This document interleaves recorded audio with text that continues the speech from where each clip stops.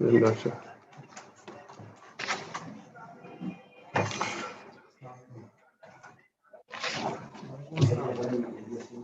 Hello and welcome to the webinar on the teacher in the digital age, perspectives and challenges. This is the seminar debate committee of Government Degree College Pulwama, and we extend our gratitude to all the participants for joining the webinar. And it's a pleasure that you have joined in. But before that, I would introduce you to the modalities of the webinar. Government Degree College Pulwama organizes this webinar on a very relevant and most often discussed theme these days: a digital age and a teacher in the digital age, perspectives and challenges. I am very much pleased to announce that we have a glittering guild of intellectuals speaking on this webinar. And I introduce you to Professor Aj Madhosh, renowned academician, professor of psychology, head department of education, former head department of education, University of Kashmir, dean faculty of education, a think tank, an institution himself. And when it comes to important policy matters of the government always makes it possible. And at the same time, it's thought necessary that Professor Aj Madhosh is consulted and his views are always sought after. I introduce you to one of the important speakers today, Said Humayun Kaisar. The name has it all, and the name finds huge resonance among all age groups of our society, especially the youth. Said Humayun Kaisar has been Director Radio Kashmir Srinagar, now All India Radio Srinagar. He has been a guest faculty at Islamic University of Science and Technology, University of Kashmir, and Panos Media House. Said Humayun Kaisar, apart from being Director Radio Kashmir Srinagar, has been a teacher par excellence, a teacher who has been approached for counseling, for mentorship, for guidance. And when it comes to his sports acumen, his analysis of sports, he is second to none. I welcome Said Humayun Kaisar to the webinar.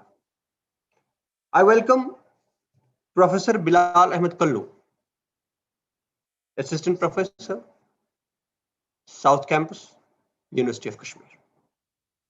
Professor Bilal Ahmed Kallu is doing his PhD from one of the renowned institutes in India, Tata Institute of Social Sciences. Professor Bilal A. Kallu is a reputed columnist in Greater Kashmir and in many reputed dailies. He has a lot of top-notch research journals as either an editor or a sub-editor, or so to say, he has also been a great contributor to the field of social sciences, to the field of sociology and social work.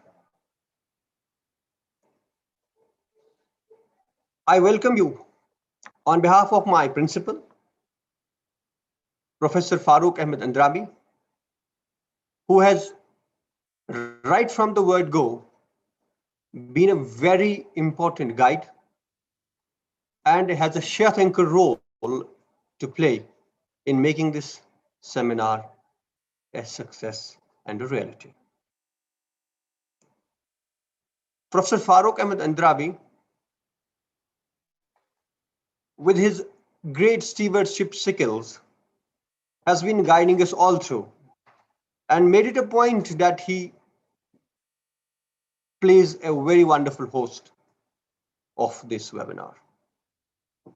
On behalf of my principal, on behalf of the college technical team, on behalf of my program secretaries, Professor Muhammad Iqbal Bhatt, Professor Suhail Salam, I welcome you all. But for the formal vote of welcome address, I take you to our honorable principal, Professor Farooq Ahmed Andrabi.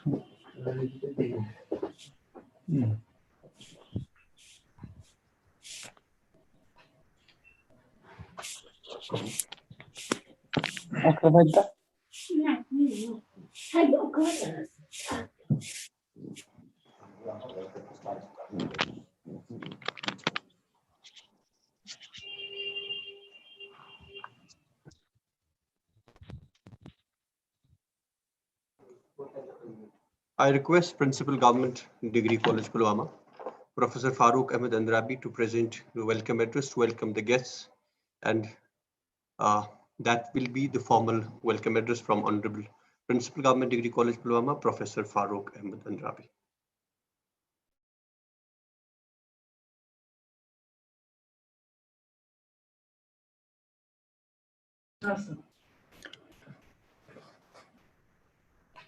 رب اشرح لي صدري ويسر لي أمري واحلل عقدة من لساني يفقهوا قولي رب زدني علما.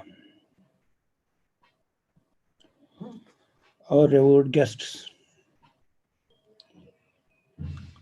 Professor Abdul Ghani Madhosh Sahab, an eminent educationist, Sayyid Humayun Kaisar Sahab,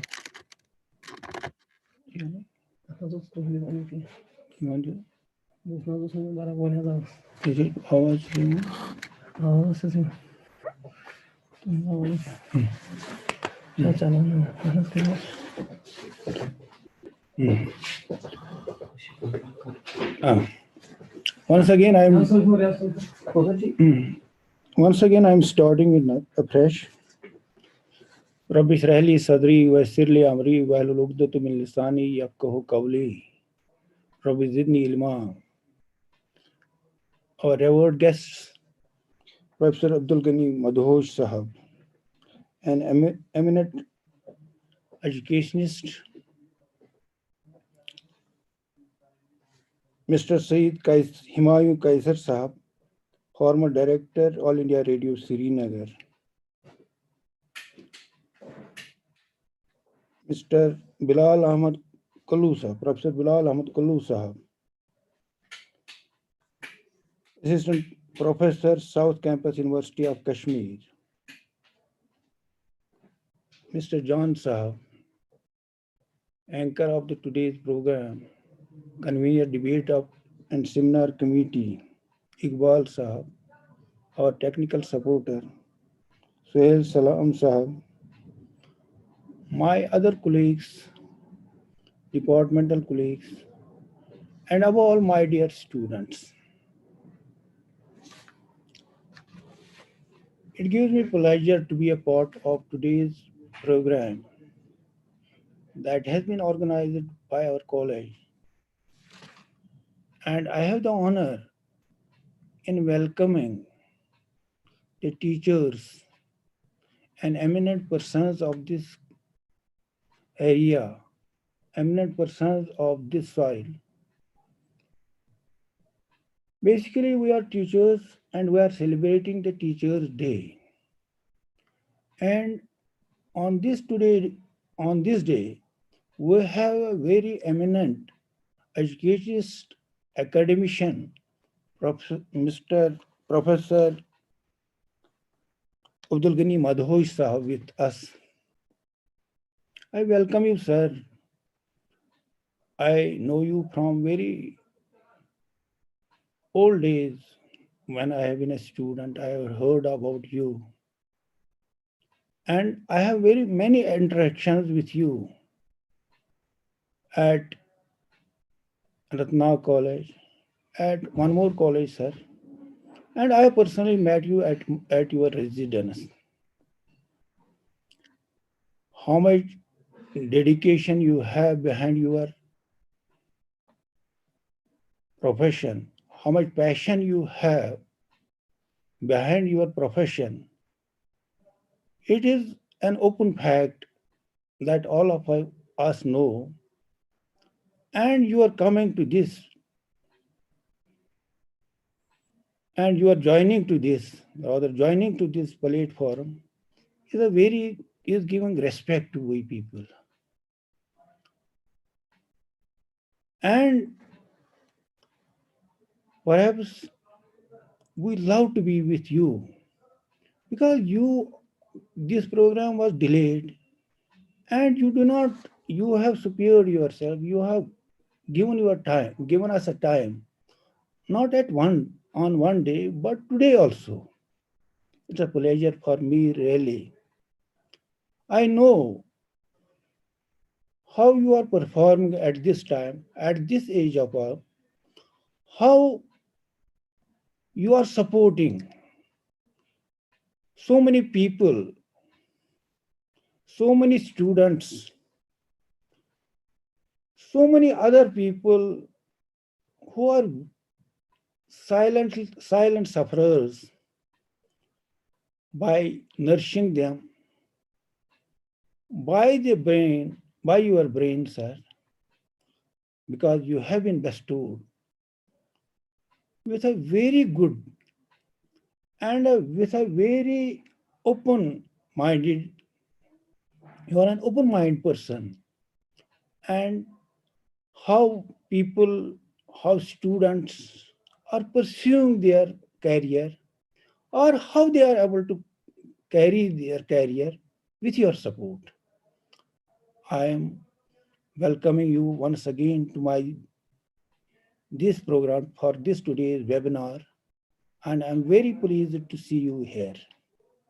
Thank you for coming and joining this program, and out of your busy schedule, you are with us. We have a very eminent person from our soil, Sayyid Kaiser, Humayun Kaiser Sahab with us. Humayun Kaiser Sahab is a well-known personality. He has his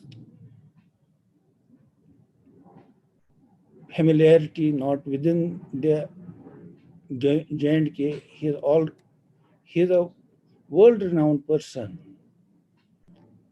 and he has a very wide circle. And this circle comprises of those students who have the inspiration from this great person, and they are pursuing different fields because of this person. Because he is a person, because you are Himayu Sahib, you are a person which I have been seeing for many years, how much critically you are analyzing the things and how intrinsically you are making them before the people, how you are genuinely, without any bias, observing this phenomenon of this world and putting all things before the people in such a manner that logic speaks behind them.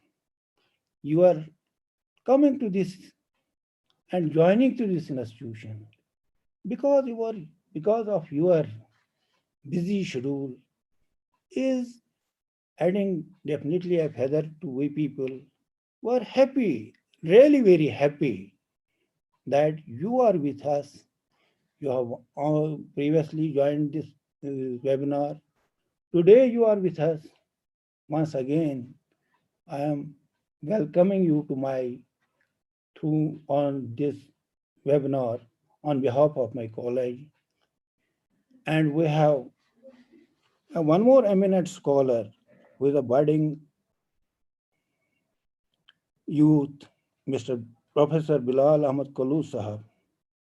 Bilal Ahmad Kalu Sahab is also belonging to this educational field, and he is really a meaningful person. And you are joining this program, perhaps it will be an inspiration for so many students who will be participating for today's in this webinar, and your words of wisdom will definitely be giving them a way, or these will be the words which will be helping them in choosing their career, or definitely you will be conveying them those things which will have definitely a positive signal for these people. I welcome my teachers who have joined this program, and for this, and I welcome my students to this. Because of this paucity of time, I could have said more about these guests. मैं यहाँ पर ये कहूँगा, ये किस्से मुख्तसर नहीं है, मैं आपके जो अवराक है जल्द ही पलट डालूं। ये बहुत बड़ी लंबी दास्तानें हैं, दास्तानें नहीं, बड़ी हकीकतें हैं, जिनके बिना पर आप यहाँ आज हमें यहाँ पर हमारे प्रोग्राम को बहसती मेहमान ज्वाइन कर रहे हैं। तो कुछ एक दो कोटेशंस में यहाँ पर कोट करूँगा आज के फॉर दिस टीचर्स डे पर, because we are teachers, and as a teacher I know that we do not believe in this protocol too much, and we are learners, always learners. There will be so many things which I will learn today, definitely. And I'll be quoting something which perhaps for my teachers, for my students, for my teachers, मैं यही कहूँगा, जब तालीम का बुनियादी मकसद नौकरी का हुसूल होगा तो समाज में नौकर पैदा होंगे, रहनुमा नहीं। तो टीचर्स को मैं ही कहूँगा, the best teachers are those who show you where to look but do not tell you what to see. एक और बात मैं यहाँ पर कहूँगा, do not educate your child to be rich, educate him to be happy. So when he grows up, he will know the value of things but not the price.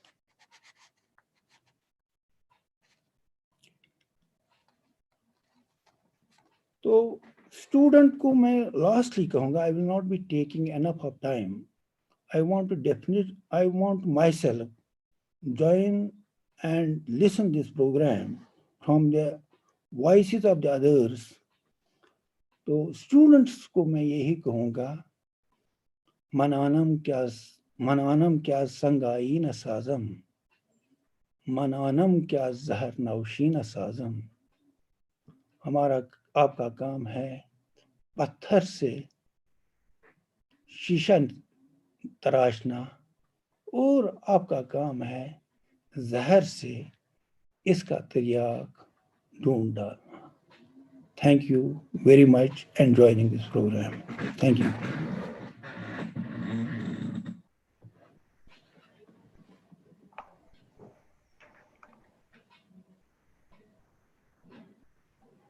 Honorable Principal Government Degree College Pulwama, Professor Farooq Ahmed Andrabi was presenting the formal welcome address for the guests.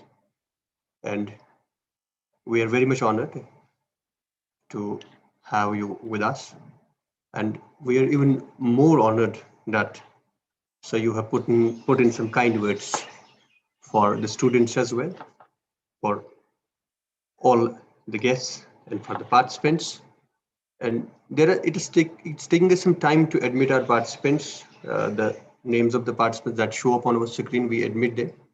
It at times takes us some minutes or some time. Please bear with us. And I request all the participants to unmute their audios and videos, because when our learned guests speak, when our speakers speak, and if at the same time somebody switches on his audio or video, that creates some bit of a problem. Not some bit of a problem, that creates a lot of problem.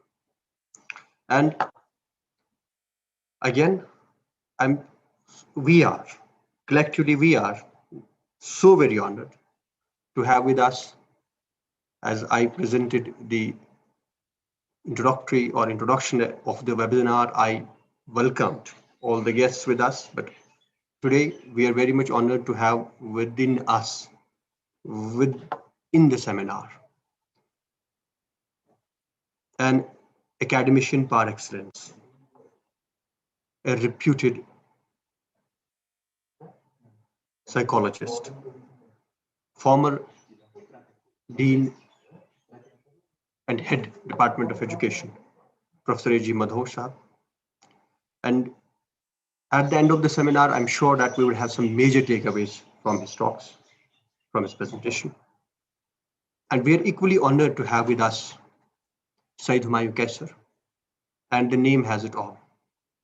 Eminent broadcaster, former director, All India Radio Srinagar, then it was Radio Kashmir Srinagar. Guest faculty for Panos International, Islamic University of Science and Technology, Symbiosis Pune, University of Kashmir, and a sports personality of great repute, a commentator par excellence. And when it comes to his sports acumen, he is second to none. And when it comes to his knowledge about anything possible, one is really impressed. He has mentored, guided scores of students to their better abodes. We welcome you, sir. And we welcome, in the same breath, Professor Bilal A. Kallu, Professor of Department of Education, South Campus, Anantnag, doing research from Tata Institute of Social Sciences, writer, columnist for many reputed dailies and renowned journals. When I say journals, I mean he has written a lot of research papers for some journals. I welcome you again. And now I request Professor Bilal Ahmed Kallu to please present his views on role of a teacher in the digital age. Professor Bilal A. Kallu.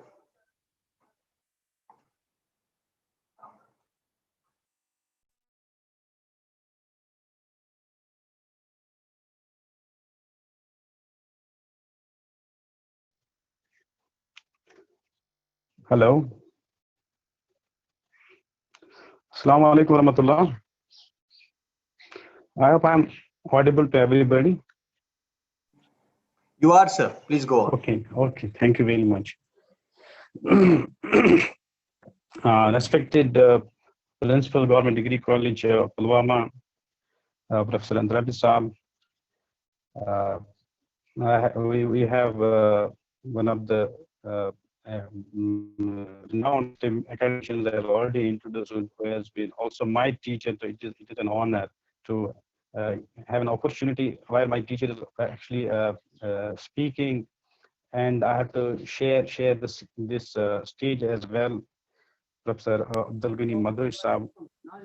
And we have also Said Humayun Kaiser Saab, one of the renowned personalities of our this valley, and as a sports analyst par excellence. So it is a matter of great honor for me for being actually invited. So I thank you, everybody. And I, on this very occasion of Teachers' Day, thank this committee, seminar committee of the Government Degree College Pulwama for actually giving me an opportunity to share my views. And for this lovely introduction, actually, I thank you. I consider myself actually a student who actually learned this. And coming directly to this theme of the webinar, uh, this webinar that is concerned with this Teachers' Day celebration and the theme Teacher in Digital Age, Perspectives and Challenges. So as I saw from this webinar schedule, I have been assigned this topic of actually discussing or deliberating upon this role of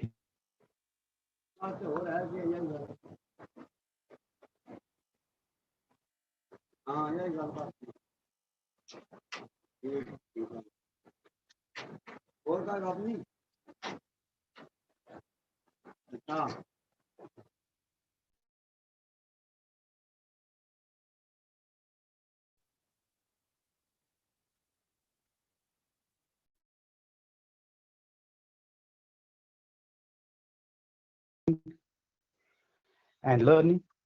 So who are quite significant and valuable, and who mold the students into socially responsible citizens with their efforts, and they play multiple roles in shaping our lives. So the importance of the teacher is second to none. And they don't only teach, but they guide us, and they actually show us the way and inspire us while we are actually negotiating with the struggles in our lives to make some mark. So with the theme that the seminar is actually holding, I believe that the world has drastically changed, and it's not only the canvas or the landscape of this teaching and learning that has changed. The world has changed. It will not be unfair to actually accept and acknowledge that we are living in an e-world. So this, as digitization is advancing rapidly, this small letter E that we are actually continuously, repeatedly using ever and over is getting prefixed with, I mean, all aspects of our social living. We have e-governance, we have e-commerce, we have email, e-banking, e-resources, e-learning, e-content. So this digital switching over is compelling us to adapt to e-living. So technology has become indispensable part of our lives. So the entire landscape of education as a whole has drastically changed and become much more complex, ranging from school level up to the university level. The ICT, information communication and technology, has enabled this revolution in education sector, and it has brought a dichotomous division of teaching learning process. One is the traditional formal mode, relying on proximity of physical setup that we used to have, or that is still actually in use, where this teaching learning process actually taking place within the four walls. And from that stretch, we have the other extreme, where these four walls are actually no more existing.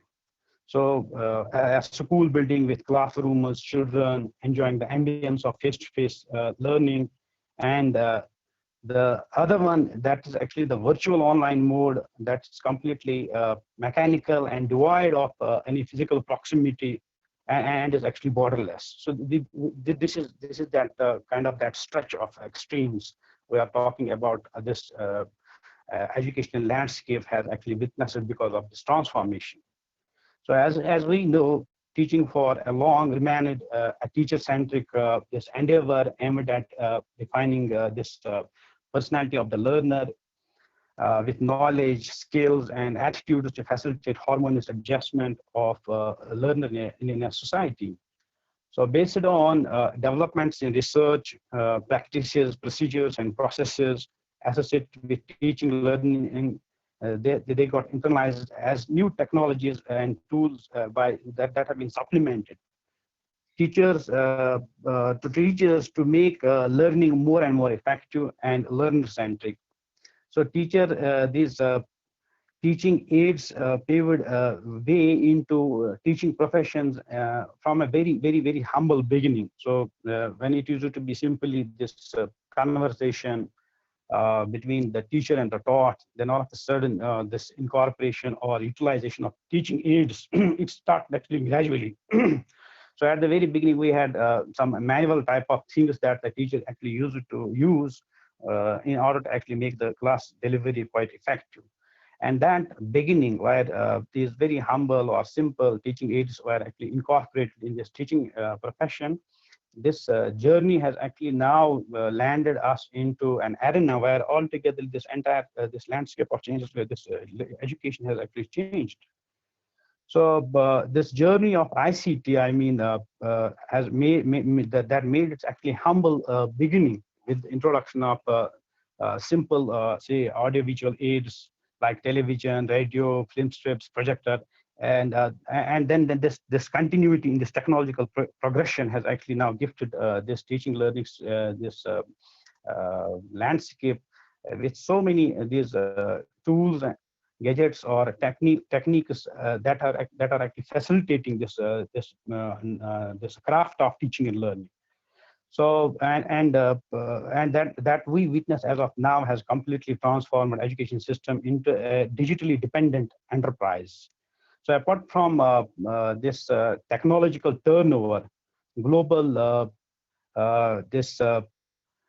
influences are also continuously changing the national systems of education to meet demands of preparing competent global citizens to lead the world. So if we look at this current scenario where this pandemic has actually taken a toll all over the world, so this COVID pandemic that has forced teachers from all levels and streams to switch over to digital mode, irrespective of the fact that majority of the teachers lack basic acquaintance with modern day gadgets, technological know-how, and skill set to operationalize a new professional role. So the digital thread is something that is actually now connecting teachers from all backgrounds and exerting a homogenizing effect to equip them with basic skill set of digital know-how to enrich their pedagogical repertoire to meet this inevitable necessity. So if we look at from how technology has actually influenced or affected this teaching learning process, so we find there are three important dimensions. One that we need to actually consider is this relationship of teacher with the learner, and then this content part that we actually address as a curriculum, this the relationship that teacher actually has with this curriculum part of the thing that he actually uses, that he actually takes to the learner by way of actually imparting the knowledge, by way of actually making the learner actually acquainted. And that too, this curriculum part also has actually gone through a kind of a redesigning. It has gone through a kind of a restructuring because of the forces, because of the demands, because of the needs that are actually continuously changing. So it is not, say, for example, just the pandemic right now that has accentuated that how all of a sudden the whole world was actually caught up out of blue, and all of a sudden this regular mode or this direct mode where face-to-face actually interactions or face-to-face kind of teaching learning used to actually observe the major share. So all of a sudden we are now actually remotely placed. So the learner, the teacher, they are actually distantly placed, but still trying and struggling to actually make use of the technology in order to actually maintain this continuity in teaching and learning. So with respect to the dimensions that I'm talking about, the one is this the relationship that the teacher is actually having with the learner. That has also actually undergone a kind of a radical shift or a kind of a transformation. So we don't have actually the learners only who are actually within the physical classroom, but this virtual mode of learning, distance mode of learning, it has also now given a kind of a parallel this formation of learners who are actually virtually placed or remotely placed at different places, and then through virtual mode the teacher and the learner are actually getting connected. So this is one side of this transformation. And then the curriculum part that I'm already discussing, that has actually undergone the change. And then the important thing that is so instrumental, or that is so important for this teaching profession to actually grow, or this teaching profession to actually become relevant and realistic, is the pedagogy, the teacher training part. So earlier, if we go back to the past and we see what was the tradition, so it used to be, say for example, this the mentorship of a discipline under the guru, or a mentorship that a teacher actually used to receive from the directions of a senior teacher. That it used to be the experience of someone who has actually already been quite effective as a teacher, and that used to actually be passed on to the aspirant teachers, so that they may actually inculcate that knowledge and skill.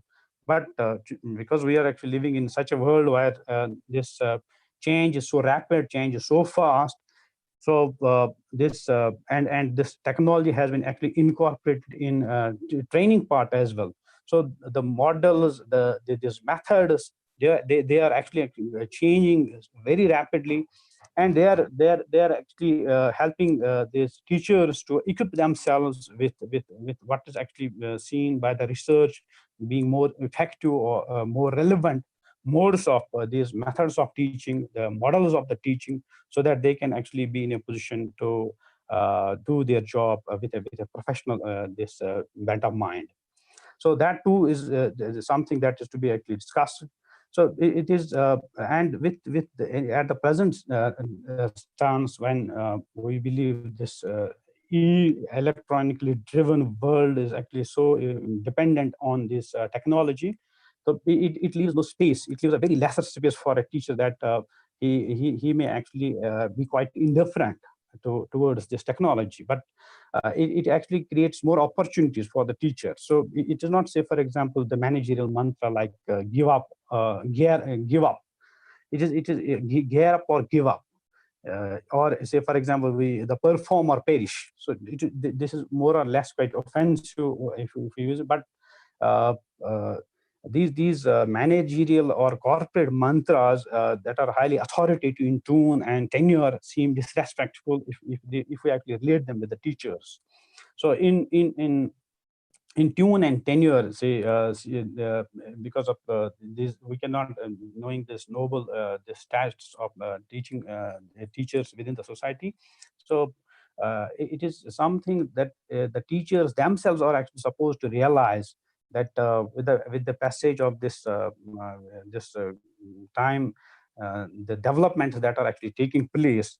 So as a craftsman, we need to actually equip our this skill set to meet the needs, the growing needs that are actually making us to keep our armory quite updated, so that we become we have ease, and we have actually convenience in actually doing our jobs. So the art of teaching that using this latest technology for bringing effectiveness in teaching learning process is quite inevitable now. So again, I will more or less focus more around this pedagogy part, because this is the side where say for example, the availability or the abundance of this these gadgets or these instruments or tools that are actually available right now. So in that scenario, if we are not prepared, if the teachers themselves are not actually prepared, so it will be useless. So technology, as we say, is a means and not an end. So from actually if we this dissemination of the information, it can only this dissemination of the information, say for example, cannot make the students actually creative or innovative. They will be actually more or less supposed to be dependent on actually rote learning. So that we don't want, because we want our students to be creative, we want our students to be innovative, and we want actually students to have this capacity or capability to actually to solve their problems and have that tinge of critical thinking in them. So this proper blending of this pedagogy and technology is something that's an urgent need right now, and it is going to be actually effective in realizing the achievement of the learning outcomes that are so. It is it should not be the dominance of, say, what we call the dominance of the technology over pedagogy, but it should be actually the pedagogy that should be actually taking control of technology, and then depending upon say this requirement, depending upon the level, depending upon the stream, depending upon this subject. So it should be all up to the discretion of the teacher to be very selective in order to make use of the technology for the better teaching learning, this for improving this teaching learning in this process. So the classroom, say, of the today has completely changed what it used to look a decade ago, and technology has transformed the form as well as the function of the classroom. Teaching from actually, say, from being quite autocratic, where it used to be simply unidirectional, unilateral, and teacher-centric. Now it has altogether actually shifted, where now we are looking at it as being more democratic, where a learner is no more a passive recipient, but an active participant. So teachers' engagement with learners in technology-dependent environment demands teacher to be well-versed and well-prepared with ICT to perform his role with a professional touch. So the role of the teacher is same, whether technology, if we say whether technology is used or not, because the important role that the teacher is supposed to actually perform is to create an ecosystem in the classroom so that a student becomes an effective learner. So for that, the teacher is supposed to actually not only be quite competent with respect to actually having this subject knowledge, but also actually, as John Dewey actually puts it beautifully in one of his this most quoted lines, in order to teach John Latin, the teacher must know Latin.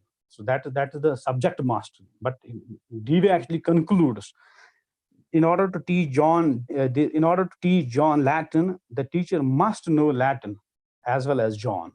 So this John Professor Bilal Sahab, so we have announced it right in our what we call as schedule, that the program is going to be interactive. If students, participants have questions, them have typed the questions in our chat box. Some of them have raised their hands. We can put them across if they want to Bilal Sahab. If they want in their own voices, we can unmute their audio, and they can straight away ask the questions. Or if they want us to ask the questions, rather put the message, put the questions across Bilal Sahab, we can do that as well. Yeah, my humble submission will be, sir, to actually keep the question part after I will be actually finishing this talk or my speech, so that I will be having this, because I will at times actually some particular query will actually consume so much of time, and it will actually distract. So better if I'm allowed to actually complete my presentation or my talk, so that I will actually then receive the questions, right? Please, sure, go on. Please, sir. Please. So So again, I'm coming back to this pedagogy part. So if we say this pedagogy is the art and science of educating, rather just because of this what you actually said related to the question part, I will come back again to the quote of the John Dewey that is so important, and where the importance of the learner is actually being highlighted. So in order, as I said, I will repeat it again. In order to teach John Latin, the teacher must know Latin as well as John. So this John has actually, over the period of time, gone through a different journey. So we had learners at times when the technology was not so dominant. We had actually learners who have actually either they were having they were actually placed in the no tech zone or low tech zone, or we have the learners right now whom we will actually address it as they are actually in this high tech zone. So, but the learner is important. So for in every era, it is important and imperative that the teacher is supposed to actually understand who the learner is. So as of now, when we are talking about the digital world, where we are talking about this completely ICT driven this education, we have the learner who is actually completely immersed in an environment that is actually that is giving him or gaining him access to modern day technologies, modern day mediums of this communication. So we at the same time, it actually demands on part of the teacher to actually raise his level to actually be at the top in order to be a guide, in order to be a kind of a facilitator. So that's where actually this newly emerged role is to be debated. So it is the learner as well who is an important stakeholder, and the learner's needs that are very important. So and then this assessment practices we are talking about, and the professional development opportunities we are talking about, and then understanding of how students learn best are reshaping these relationships that I was actually talking about. So new digital technologies allow educators to engage in personalized professional development, strengthen pedagogies, and create learning and communities that cultivate professional relationships outside of the school buildings. And for now, we have these collaborations that are actually taking place in order to exchange this knowledge, in order to exchange this expertise. That's quite important. So collaboration in the digital age enables teachers to reach out and connect with like-minded educators. So historically, teachers developed their pedagogy through a combination of curriculum documents, colleagues, workshops, and other professional development opportunities. The digital age has changed the way teachers develop their pedagogy. Network teachers continue to develop their practice around these traditional methods, but also actually embrace new technologies such as video conference that we are actually doing right now. So even if this pandemic is a challenge, it is a kind of an adversity, but it is technology that has actually given us some space to convert this adversity into some kind of an advantage. So that becomes quite important. So the future belongs to these teachers who are actually quite proactive in upgrading and updating their knowledge and skill set to handle newly emerging technological transformation in teaching learning. So digitization demands readiness and motivation on part of the teachers to excel as professionals. So in digitally driven environment, where knowledge explosion and avenues are available at fingertips, teachers' role as a facilitator, as I said, in optimal learning is of paramount importance. So I'm just referring to what even this new education policy 2020 that has actually recently being actually in vogue. It too has actually emphasized in its document the importance of actually this digitization. And I quote this policy document. It says a comprehensive set of recommendations for promoting online education consequent to the recent rise in epidemics and pandemics in order to ensure preparedness with alternative modes of quality education whenever and wherever traditional and in-person modes of education are not possible has been covered. So that this policy is itself actually endorsing that this eventuality where we will have this in-person mode, face-to-face mode, maybe actually under threat or maybe actually not possible. So there should be a kind of an alternative where this technology dependent or a digitization dependent mode will be actually put in place to actually offer some assistance or hope for the learners, for the student community to actually take benefits of. So, and to come closer to what I was actually supposed to discuss about this role. So this in this environment where actually the subject knowledge or the mastery on the subject is not simply a requirement, but this role where a teacher has to actually come out of this unilateral approach of actually being simply dependent on subject knowledge to uh, actually meet these dynamic needs, the changing needs of the learners or the institutions where the teachers are actually serving. So it demands a complete transformation. Say at one side, the relationship or this contact between the learner and the teacher, it is a one-to-one relationship where in a capacity of a teacher, there are some expected individual roles that need to be actually fulfilled. So in that individual role, say for example, the teacher is a knowledge disseminator, the teacher is a knowledge producer, the teacher can actually act as an enabler, a facilitator, a mentor, an instructor, so that and a counselor. So in these all the capacities, the teacher has to actually explore how far he or she can be in a position to come to the rescue of the learner by actually being able to do justice with these roles. Say, for example, in this present time, it's not say for only important that I'll be in a position to actually complete my syllabi. It's not only important that I'll be actually having command in clarifying the doubts and concepts related to my subject. So it is also important that in this crisis where actually a teacher, a student is actually facing tremendous anxiety, tremendous these mental kind of a trauma, and that because of these uncertainties that are prevailing within the environment. So the teacher has to be quite sympathetic. The teacher has to be quite empathetic as well in order to play a kind of a role of a counselor. So that is because when we say these teachers are actually acting as role models. So these learners, these students, they find hopes. They find teacher as being someone who will actually come to their rescue.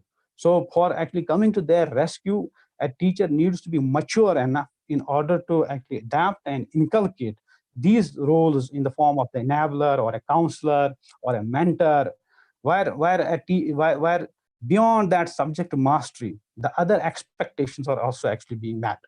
So no technology, as everybody says, can actually ever just inculcate and invoke much needed facets of human qualities. So when we say this education is actually going to help us to prepare the global citizens, the citizens for the future. So, but those citizens of the future need not only to be, say, for example, as was rightly said, that it is for the jobs only. So it is only for the sake of actually being materialistically productive. So they need to be quite human. They need to be actually having all human attributes so that this world or the society is worth living. So they need to be actually indoctrinated, or they need to be actually inculcated with the attributes of love, with the attributes of actually passion, commitment, and say, for example, the value of actually aesthetic sense. So it is not, say, for example, only this material aspect that needs to be taken care of. There are some very important content. If we look at the world, we have stretched so far in our advancement in actually making our this entire development dependent on these gadgets or dependent on this material aspect. But at the same time, we have so many crises that we're actually facing right now. And for that crisis to be actually resolved, it's only actually something that human side that is missing. We have corruption, so you need a person who needs to be upright, sincere. So, but it cannot be a machine. It cannot be a kind of a apparatus. It cannot be a gadget that will actually infuse the values of, say, for example, fairness, that can actually infuse the values of, say, for example, the sincerity or fellow feeling. So for that, you need to actually have a person with human qualities, like a teacher who will actually lead the way, who will actually be someone who will actually be a role model in this kind of a crisis where we're actually seeing, where we're actually being injected with pessimism. So this pessimism must go. This cynicism also has to go. But for that, a teacher is still a role model that I believe who is still relevant. So this is at the individual front, but at the institutional front, being a, say for example, being a part of an institution, there are say for example the roles that this is expected in this digital age, that you need to contribute to this development or the building of the institution. You need to be, say for example, a part of a team. You need to actually have these abilities to plan properly. You need to have actually these administrative qualities. You need to actually have the qualities to actually manage and coordinate different important assignments that are active. So for that, the teacher's readiness actually becomes quite important. So to understand the individual, say for example, the technology will not be in a position to actually make a teacher it will not actually be the tool, say for example,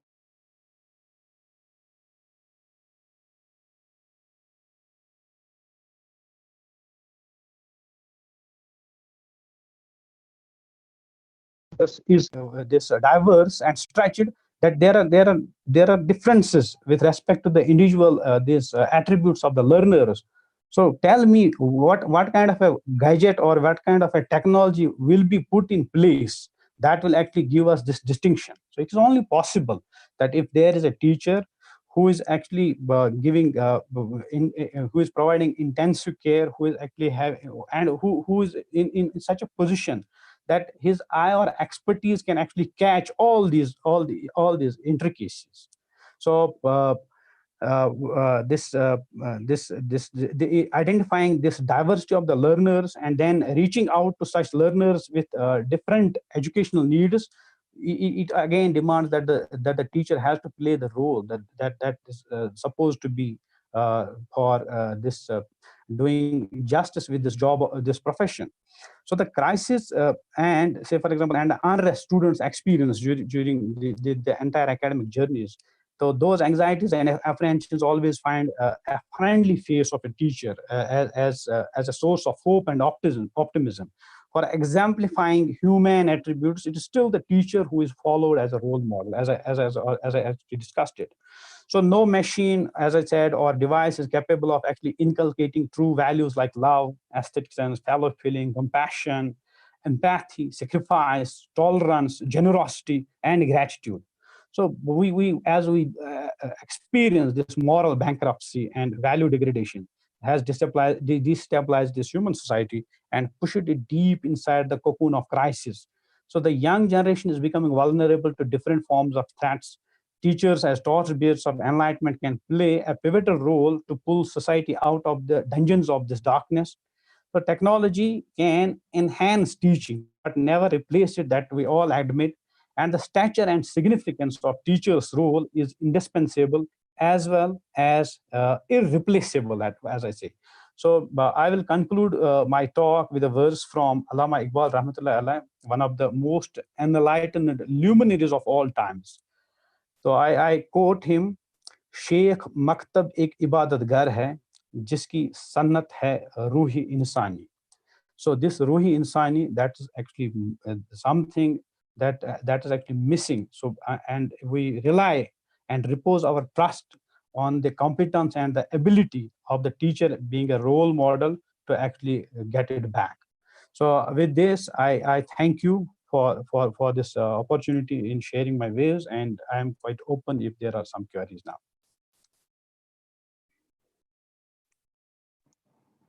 Thank you, Bilal Saab, for this enlightening presentation of your views. We straight away move to questions. The first question is from Ghulam Qadir Jilani. His question is, at present, most of the institutions lack technological infrastructure to impart educational digitally. Teachers are not oriented to use technological devices. How can we overcome these challenges? This is the first question. So, sir, if I have mentioned it in my presentation that there is no escape in this present world where this technology can be either avoided or ignored. So it only demands this proactive part of the teachers to find themselves in a position to be acquainted with what the needs are. So it is, as I said, it is not a managerial mantra, perform or perish, or gear up or give up. So that is why I mentioned it there. So it is something that is quite indispensable. So at the individual level, a teacher is supposed to actually explore the possibilities to individually think of updating and upgrading his skill set, knowledge, in with respect to actually using or employing these gadgets or this technology to in teaching learning process. But at the same time, there is a need that the institutions like schools and colleges, while we are actually talking about this professional development of schools and college teachers, so that needs to be actually given very much consideration with respect to actually making every teacher a technology friendly this person who will be in a position or who will be in a command to make better use of the gadgets or the technology that's available to make teaching learning a successful this endeavor. Thank you. So next question is, this is Riyaz Ahmed Dar, just to everyone. Okay. Assalamu alaikum, sir. We know what will be written in the minds of young students that can be written. So can we say technology can replace completely the role of teacher, especially for the young generation? Can we say? One more, again, I'm saying never, never. We can never say, because we as I mentioned, that the qualities or the objectives that we are actually expecting of what the main purpose of the education is. So if we simply debate education for what, education for what, is it simply education for producing robotics, or education for producing actually those who do as directed, or is it actually something where you need that we are living in a world where creativity, where innovation, where the beauty of good, the beauty of living actually in a diversity, this is quite important. And for that, what type of people you actually need? So for that, it will never be technology that will be actually that will be actually allowing us to get this anticipated this idea of the citizen that we need for our future or for our society. It will be only possible if a good teacher actually channelizes his or her efforts in shaping the this overall personality of these learners in such a way where this human side of the learner is more important than that what we have actually confined or restricted to that productive side or that income generating or income earning side. So that is something that will be quite important to actually think about. Thank you. This is next question is from Al Club. One, two, or three questions. Manzoor Ahmed Bhatt, Riyaz Ahmed Dar, and Mudassir Hussain. Mudassir Hussain's question is a bit different, but I'll club Manzoor Ahmed Bhatt and Riyaz Ahmed Dar's question. What are the important aspects needed for teaching in today's digital era? And sir, can technology replace role of a teacher from life of young minds completely? I think this question stands answered. But Yes, what sir. are the important aspects needed for teaching in today's digital era? So the important thing is this acquaintance with what is actually being proved by the research backup that what works.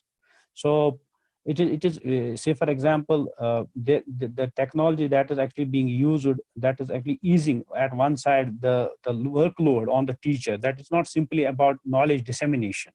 So it is more about developing that critical ability, developing that this problem solving competence of this learner. So for that, there should be the approach that one needs to actually adopt is to look into the this important this dimension, that there are certain methodologies, that are certain these approaches that are certain, there are certain categories of technology or tools that are actually proved their utility.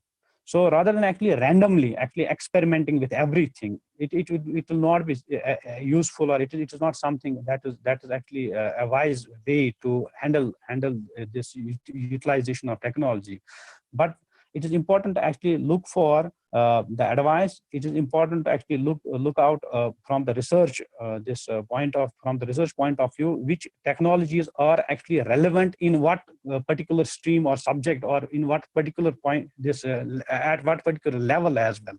So it cannot say, for example, we cannot actually expose these young learners to some advanced software that's difficult to operate for the teacher, and then difficult to actually the difficult for the even to students to actually make use of. So this approach where the teachers are themselves now supposed to not only acquaint themselves with the range of these ICT tools and technologies that are available in for making this teaching learning effective at different levels for different subjects with different objectives. The important thing again is to actually acquaint oneself that we need to be quite selective in looking at the this impact part of these technologies in order to actually make them actually quite useful and effective.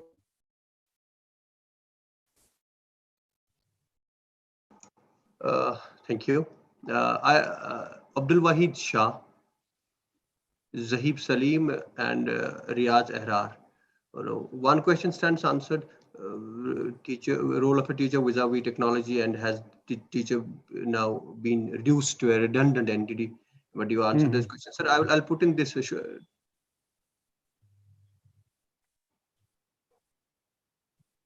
This is, as we know in Kashmir, 60 to 70.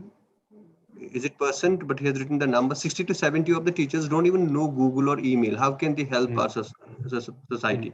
A sweeping statement, but see, I will quote from the research that even in a survey that was conducted in USA.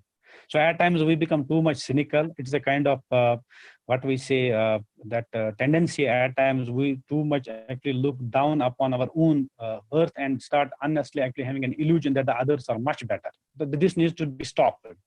So this problem that the world is actually right now facing, the same problems actually faced by the advanced country. And as I was mentioning in one of the surveys that was conducted, 70% of the college teachers in America are not actually well versed with the art of actually shifting towards the virtual mode. Most of them have never actually taught in the remote mode.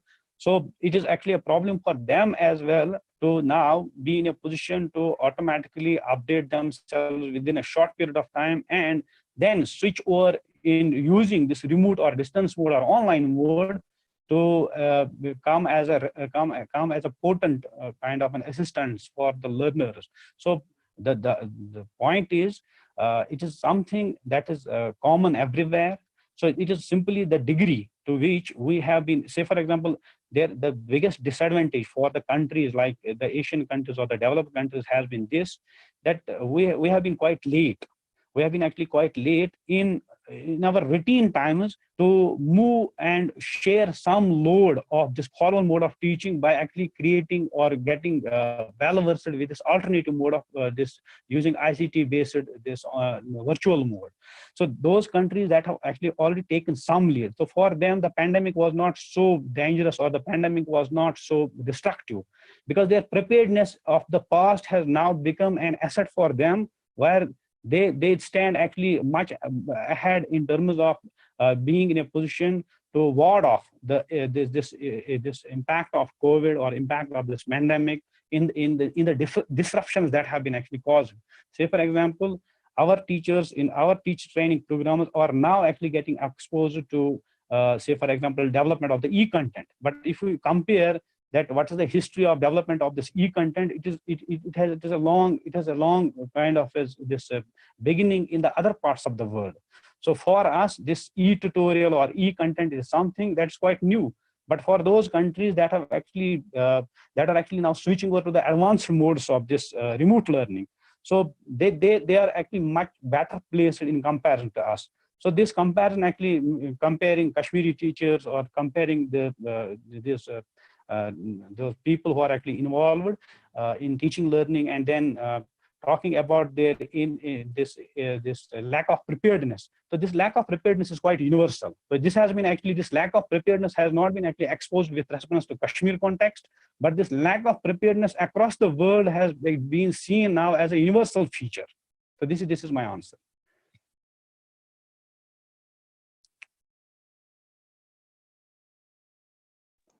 Thank you so much, sir. I think we have still many questions left, but since we are hard pressed for time, we may have to. So I have a humble submission. So anybody who is having these queries, so I will share my email, right, or WhatsApp number. So I will be very happy to actually be in a position to actually know and learn as well in actually responding to those queries as well. Thank you. We'll send that email ID and the WhatsApp number on our chat box. Students can copy the number, save it, and you can correspond with Bilal Saab on that number. Thank you, Bilal Saab, for being there. Thank you very much. We know you had a meeting lined up and you snatched a time from your busy schedule to be with us. Thank you. Thanks so much. Thank you.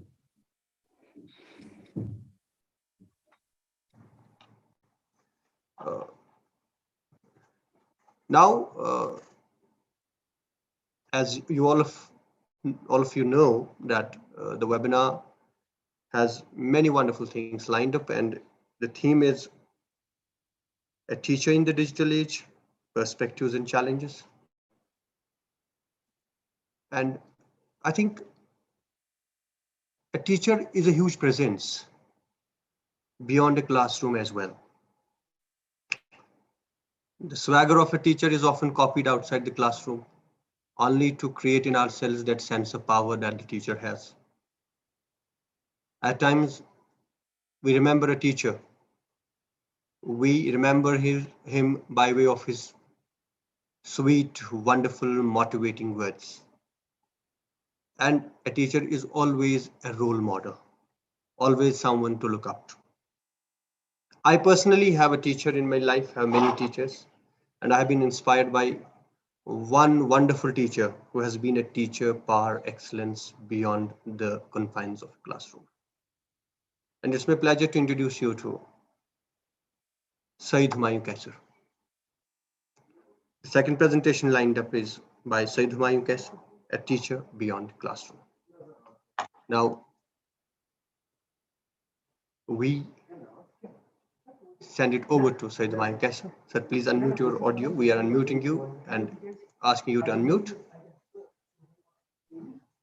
Well, thank you very much, Jan Mohammed. I'm highly obliged and grateful to Principal Saab for his kind words, and also to you for introducing me the way you introduced, or Principal Saab introduced, piling up so many things which I believe I don't have many of them, attributes, and then also it's a great pleasure and honor to be with highly revered Professor Abdul Ghani Madhosh Saab, and thank you to Bilal Saab also, Professor Bilal. And welcome to all of you.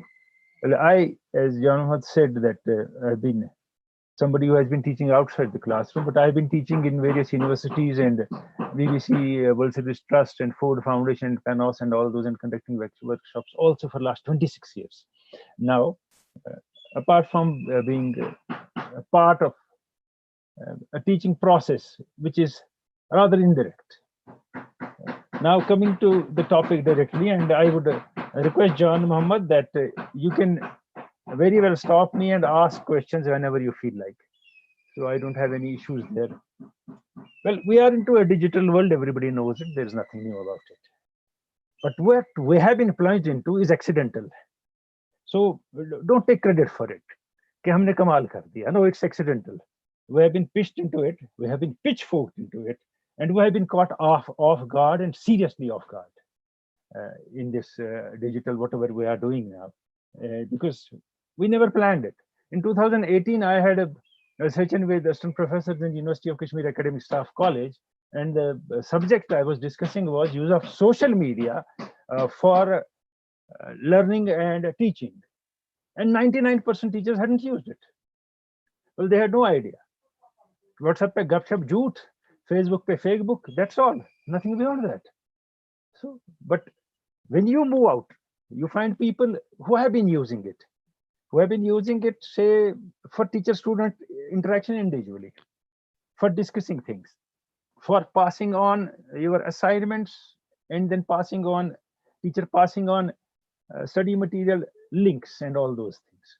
But again, there was no teaching, no formal teaching in groups, as we feel that it should have happened, but it was not happening. Even in USA, it was not happening. Let me quote here. Well, Kennedy School of Harvard, Cambridge University, and a student from LSR, Delhi, they were together on Al Jazeera some time ago, and all of them agreed we are not prepared for it. Kennedy School of Harvard University and Cambridge also. They said, we are paid and we are teachers to teach one-to-one. We are not here to teach through a mode in which we don't feel presence of each other. So nobody was prepared for it, first and foremost. Secondly, as we move ahead, there are challenges for teacher, we say all the time. Exactly, there are challenges for teacher and no issues about it. But all the time you expect too much from a teacher also. Is he not going through the pandemic? Is his family not suffering? Can he or his children not fall to CV19? Well, nothing. We are emotionless there. No emotions for teacher there. ये करना है, ये करना है, ये करना है, क्यों नहीं करेगा? जब आज तक नहीं किया, आज तक सरकार सोई रहे, लोग सोए रहे, आज उसी के पीछे पड़ जाए आप. I'm not saying he's not going to or she's not going to deliver. Why not? Both are going to deliver and trying best to deliver. No issues about it. But coming out of a text and throwing text at teachers from various researchers doesn't make things happen. Let's be realistic about it. The realism is that the teacher is under serious pressure at present.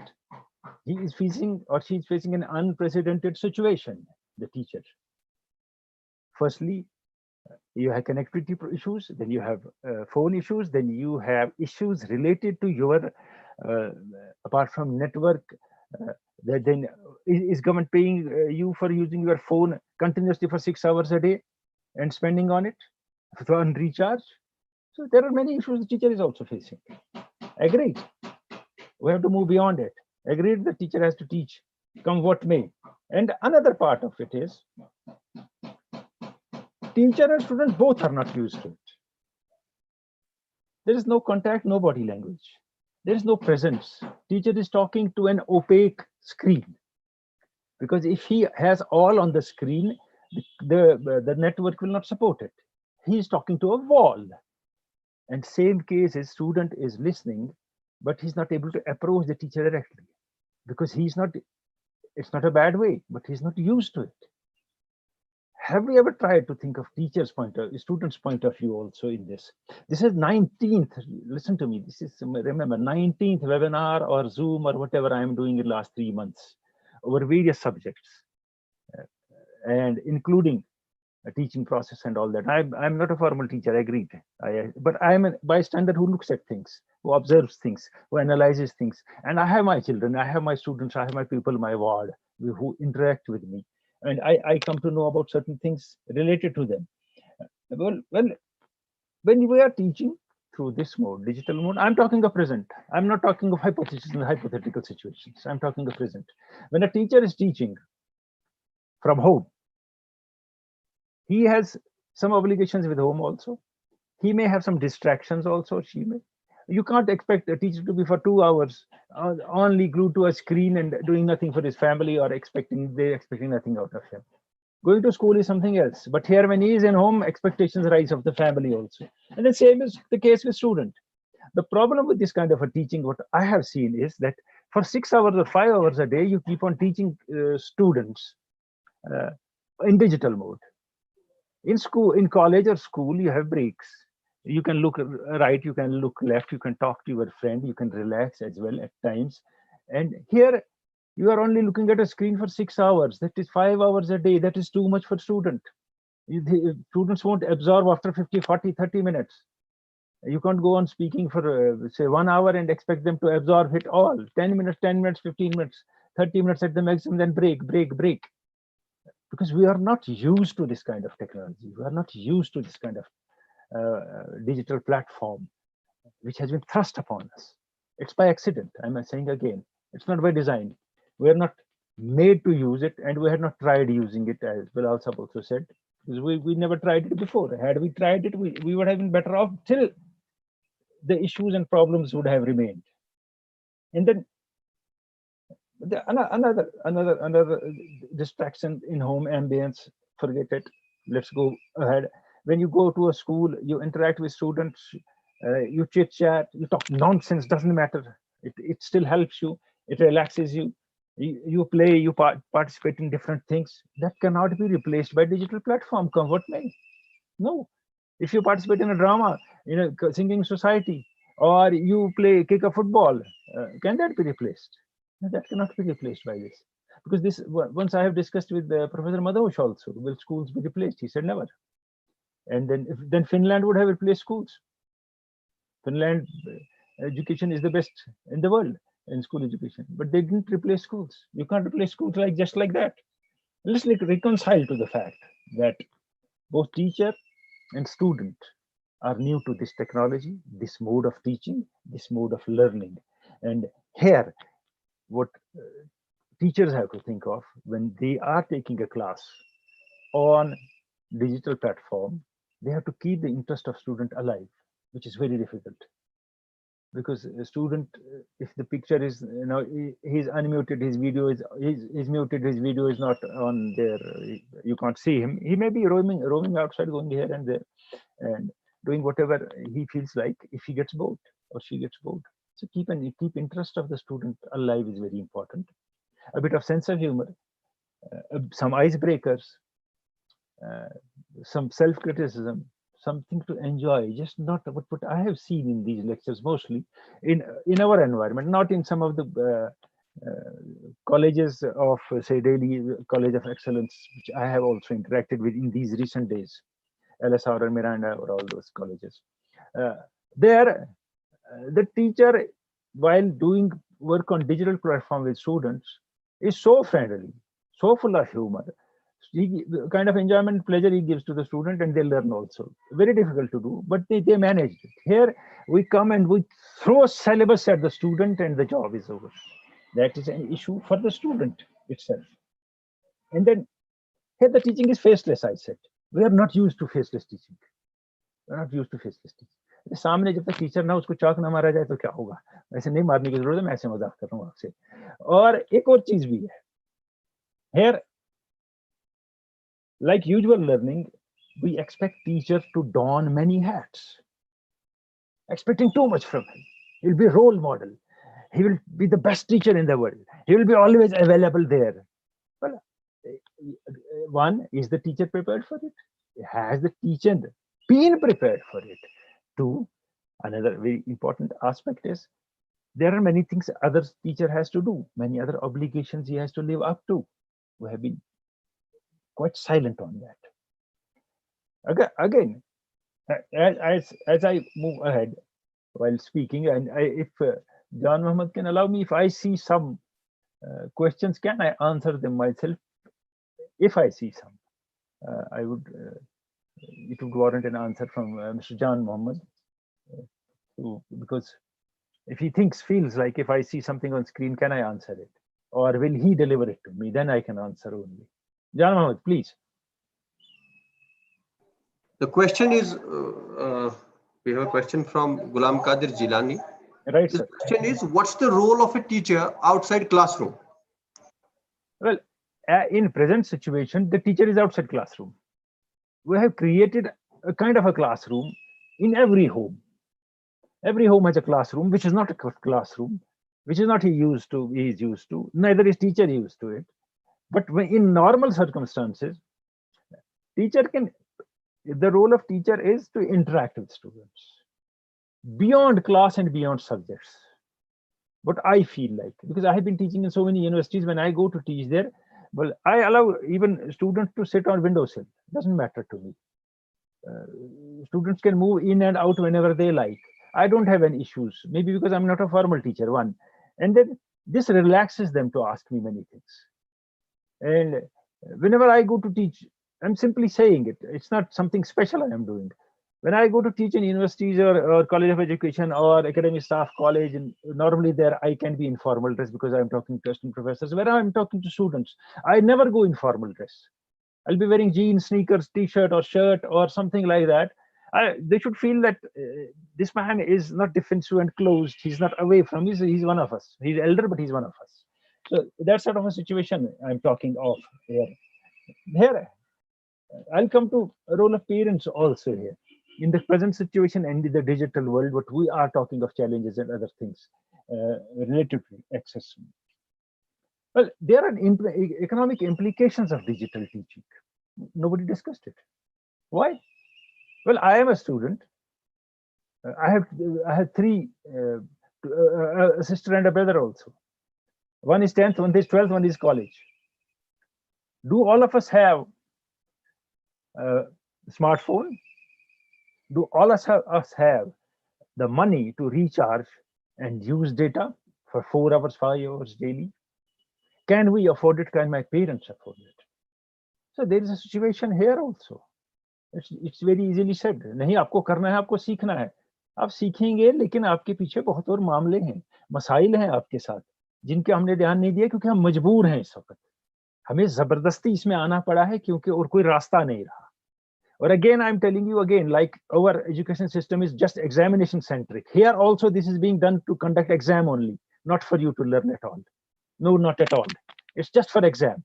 That we have completed a session, you have gone to another class, whether you learned anything or not, it doesn't matter. इम्तिहान हो गया, इतने बच्चों ने पास कर लिया, तो काम हो गया हमारा. That's happening in this situation as well. And then, well, learning is an endless process. As Ghulam Qadir Jilani said outside class, it's for me, for you also. Learning is an endless process. And then what is that in this endless process of learning, if we isolate teacher and student, the process has limitations. This process should continue at home also for all of us, with friends also. Not that we'll be discussing subject with friends, but we'll be discussing, say, things which will add to our knowledge and understanding of other things. That's what I'm saying. Maybe there we lack quite a bit in understanding this situation. Here, you know, if you are living in a colony, if you can go, or in a mohalla, you can go and play cricket for 5 hours, throwing to caution all pandemic, whatever SOPs. Why can't 3 of you with mask on meet and talk to each other at some place about the subject, about the learning processes? When one can be, a student can be on phone or on something else for hours together with friends. Why not conduct yourself a Zoom for 15-20 minutes with 5 students and try to understand the subject, try to relate to subject and tell each other, तुम इस subject में अच्छे हो, तुम मुझे ये बताओ, मैं कल तुम्हारे साथ बात करूंगा, हम conference call में तुम्हारे साथ करेंगे बात, उस subject पे बात करेंगे. Why can't we students think in that direction? Well, we're expecting only all the time for teacher to download knowledge and information and syllabus on you is expecting too much. You can do it yourself also.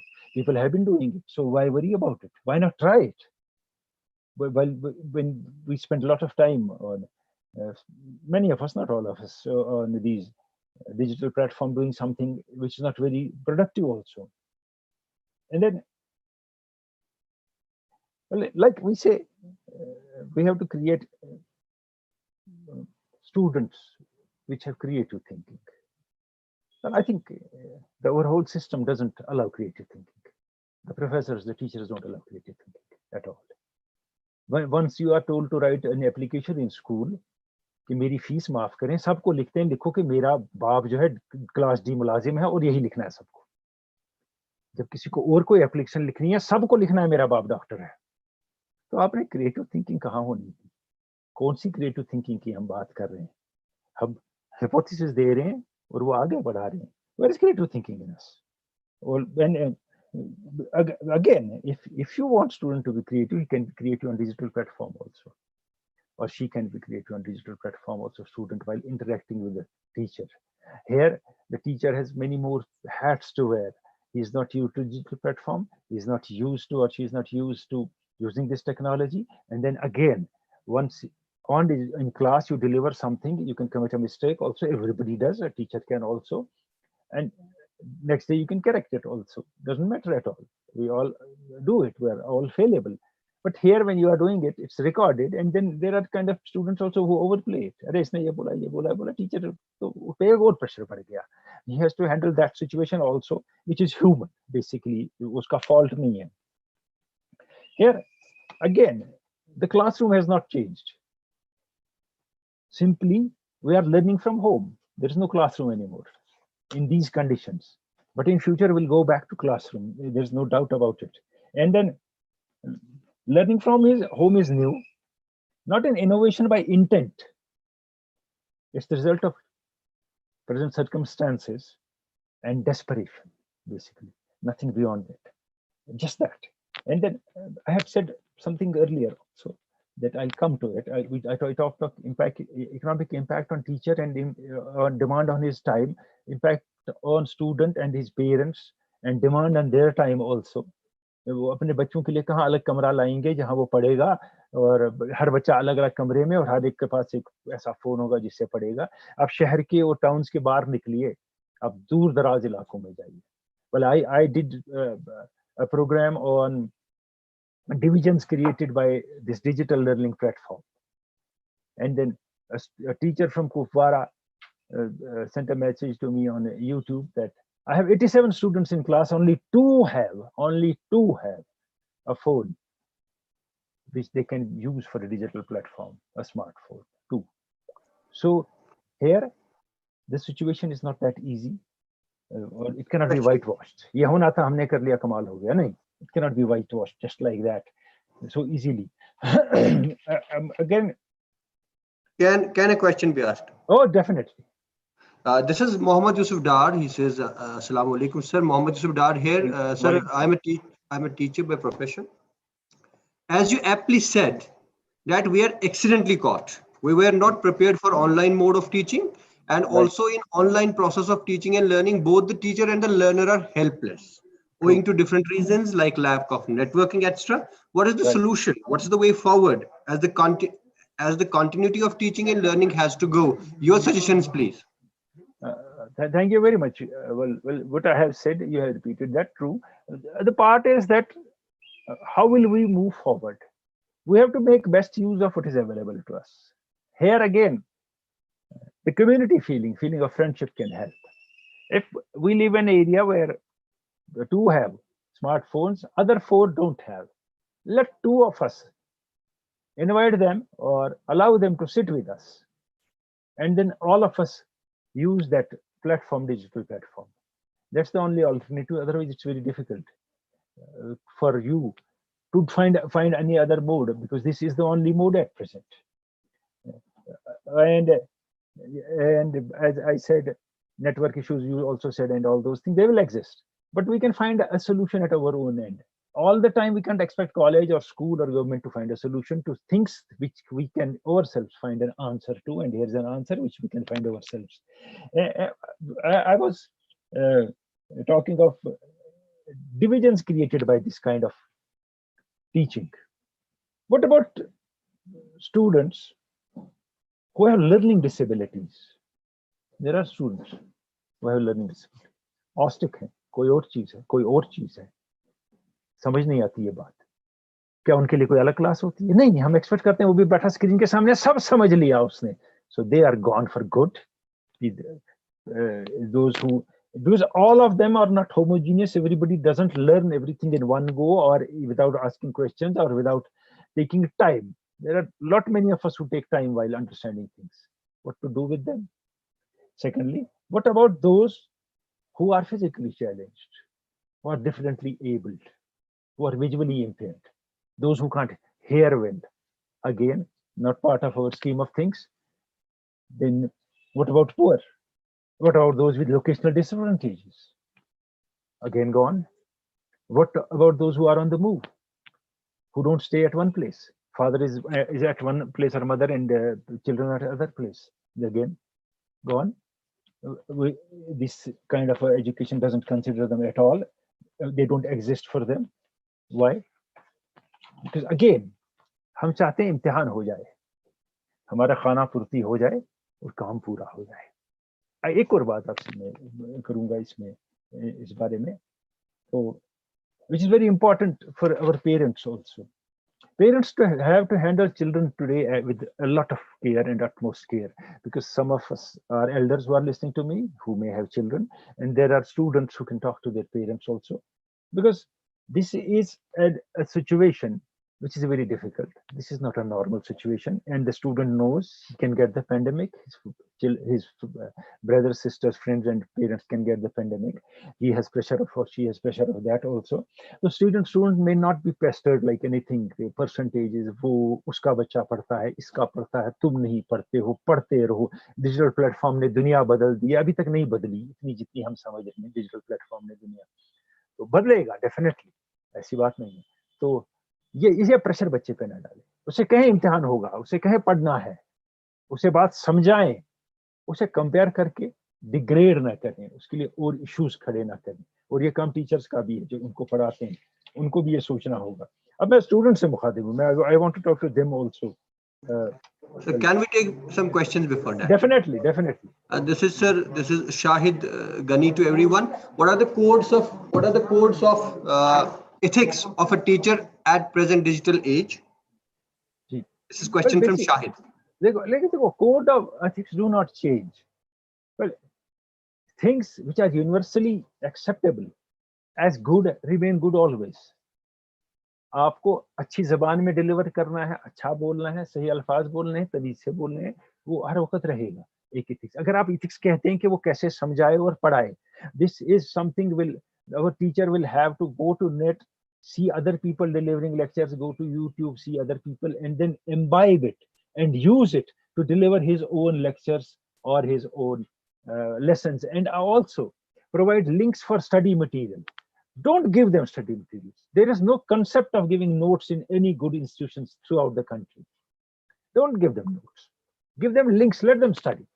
Normally what's done in colleges of excellence across India is that you are told that after 3 days we'll be studying this subject or this very topic, and you are given links, and you have to come prepared after reading yourself before the teacher starts telling you, so that you can participate in a discussion. Here also you can help them, students, by giving them links. ये पढ़ लेना, हमारा अगले हफ्ते का जो lesson है उसमें ये लिंक इस्तेमाल, ये पढ़ लेना, इस लिंक में क्या है हम ये डिस्कस करेंगे. दोनों का काम आसान हो जाएगा. जो दूरी है थोड़ी सी कम हो जाएगी, हो तो नहीं सकती, थोड़ी हो सकता है कम हो जाए दूरी हमारे लिए. और जहाँ पे इसकी बात थी, Janmohan, any other question please? Yes, the question is from Mudassir Hussain. He says, sir, what's the psychological impact of present online learning system to both students and parents? Well, I think we'll have a better answer from Professor Madhosh. I remember it. But what I feel is the student is highly pressurized. Student is pressurized. He feels the pressure. कि मुझे कुछ करना है जिसका मुझे पता नहीं है. आउटकम क्या होगा मैं जानता नहीं हूँ. मैं डिलीवर कैसे करूँ मुझे समझ नहीं आ रहा है. Well, I have seen it very closely. And the trouble on the other hand is most of the teachers are following the pattern of class teaching and digital teaching. They expect same reaction, same response, and same things from student, which they expect when delivering in a class, one-to-one situation, which is very, very important and very conducive.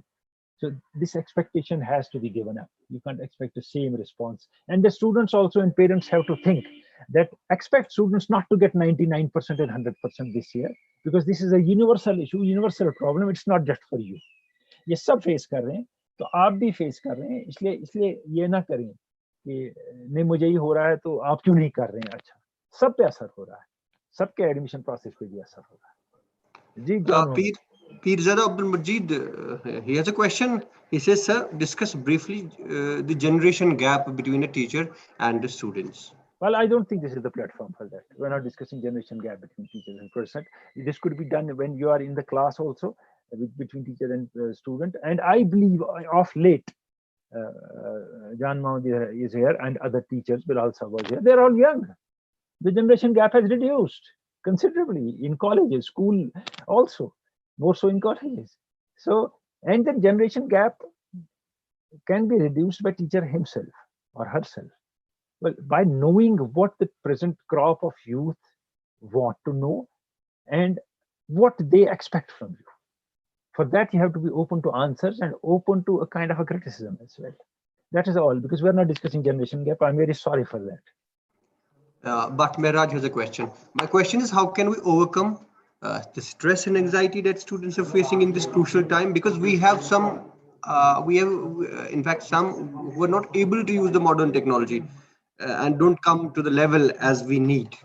You're right. It's quite true. But I said that this falls upon each of us, each student, each friend of yours to help you out. Ask them.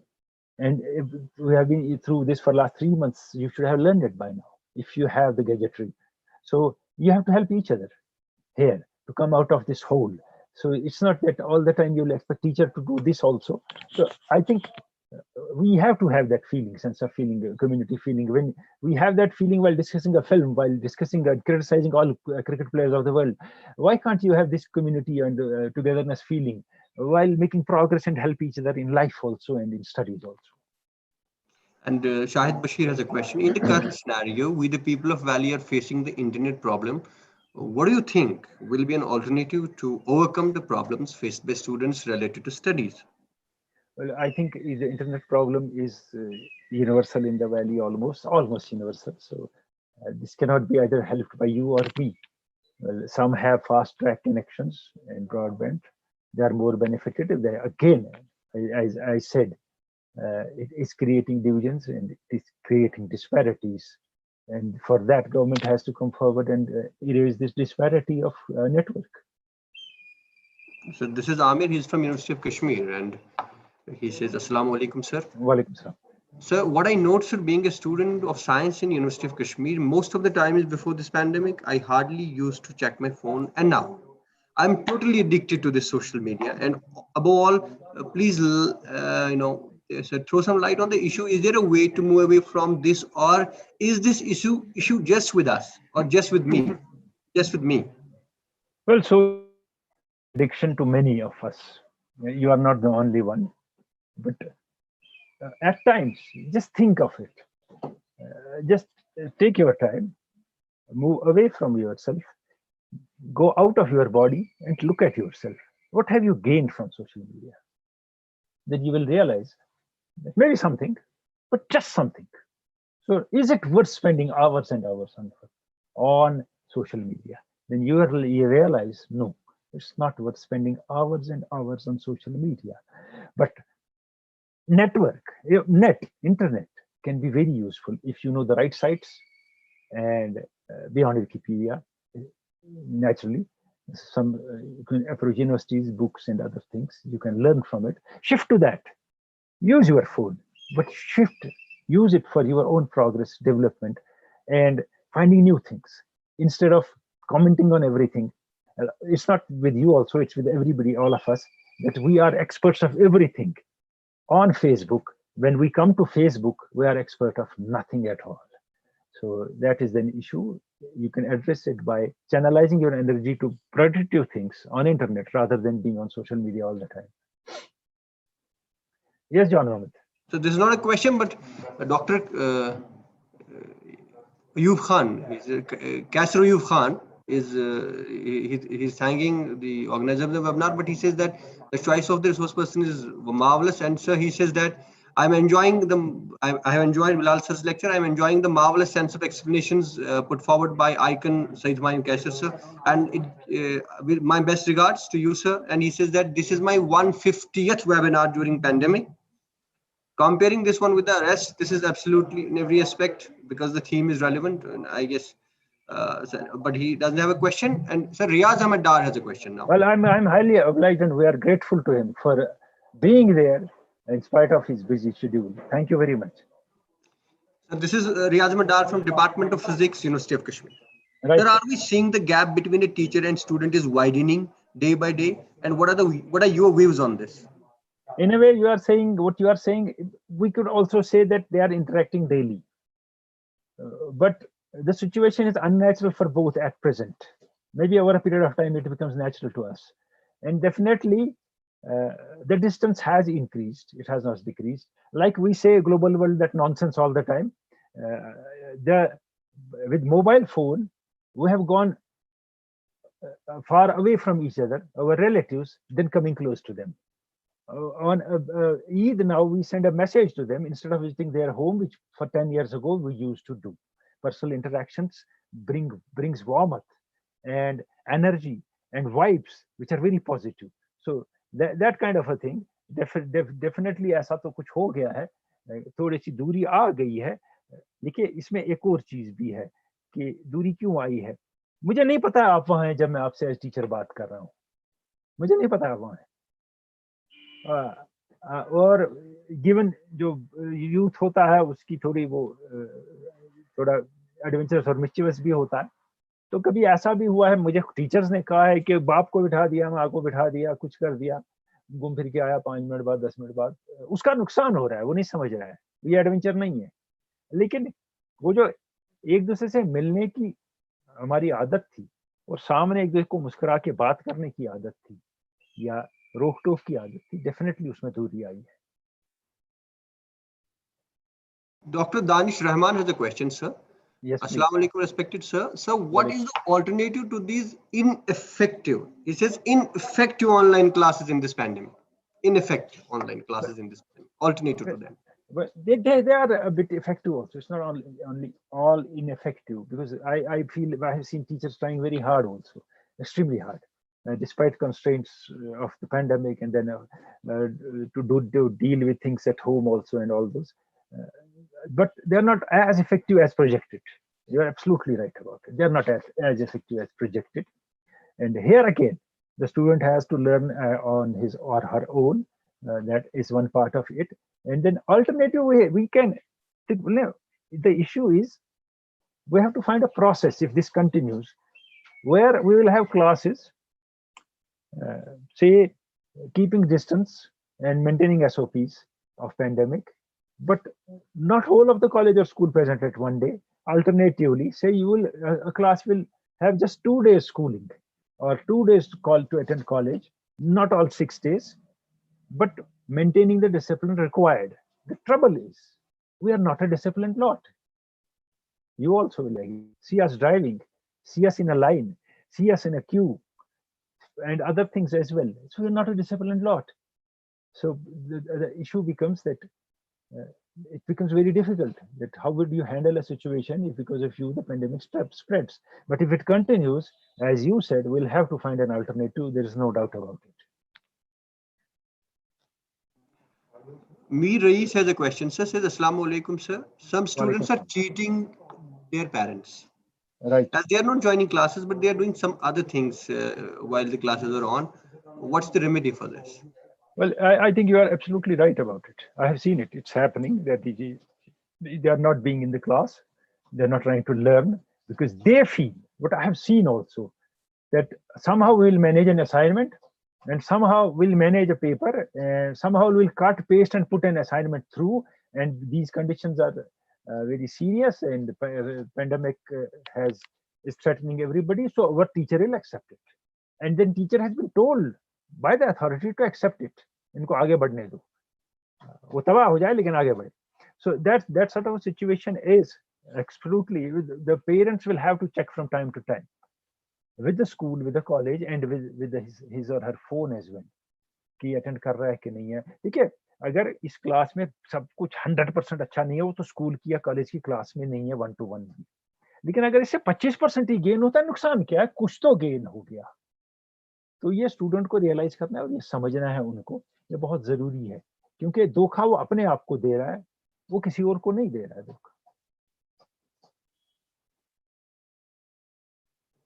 Now, sir, Rais Ahrar has a question, but he has asked me to unmute him so that he could ask his question himself in his own voice. Rais, I have unmuted you. You can ask the question. Yes, please. Mr. Rais. Yes, Rais, you are now unmuted. Please ask your question.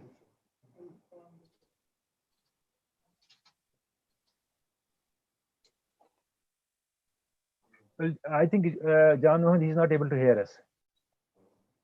Yes, sir. Sir, we have Basit Ali. Right. His question is, according to your opinion, how much effective are the online mode classes? So I think this question stands answered, but sir. Right. It has been answered. Thank you. One, Abdul Wahid Shah has a question. Education is only examination centered. how will it become society or utility centered? Well, I think our system here is it's all in the country. It's more so in our region, because if you have to make it not just examination centric, then students also have to contribute. When students are given workload, they'll have to do that. They will have to come out with it. What I have seen here is that when you tell students that you should study this and we'll discuss it after 3 days, the student goes all over the college, school and all over social media कि ये teacher कहता है घर से पढ़ के आओ, फिर उसको तनख्वाह किसकी मिलती है? और हमारे सारे जर्नलिस्ट, हमारे सारे दोस्त, हमारे सारे फेसबुक के एक्सपर्ट्स उसको ज्वाइन करते हैं। हाँ, ऐसे टीचर नहीं होने चाहिए, लेकिन दुनिया में यही होता है कि आपको बताया जाता है ये स्टडी करके आना, ये डिस्कस करेंगे। डिस्कशन अच्छा होता है, आप ज्यादा सीखते हैं, लेकिन हमारा स्टूडेंट ये करने को तैयार नहीं है, तो आप क्या करेंगे उसके साथ? Yes, sir. We have Kausa Asif. Asif Kausa is a faculty here, head Right. Department of Computer Applications. I've asked him to unmute. So you can ask a question in your own voice. We have unmuted you. Yeah, thank you, John sir, and Assalamu alaikum, Himayu sir. Walaikum assalam. Sir, I'm Asif Kausa. I'm faculty in computer sciences there.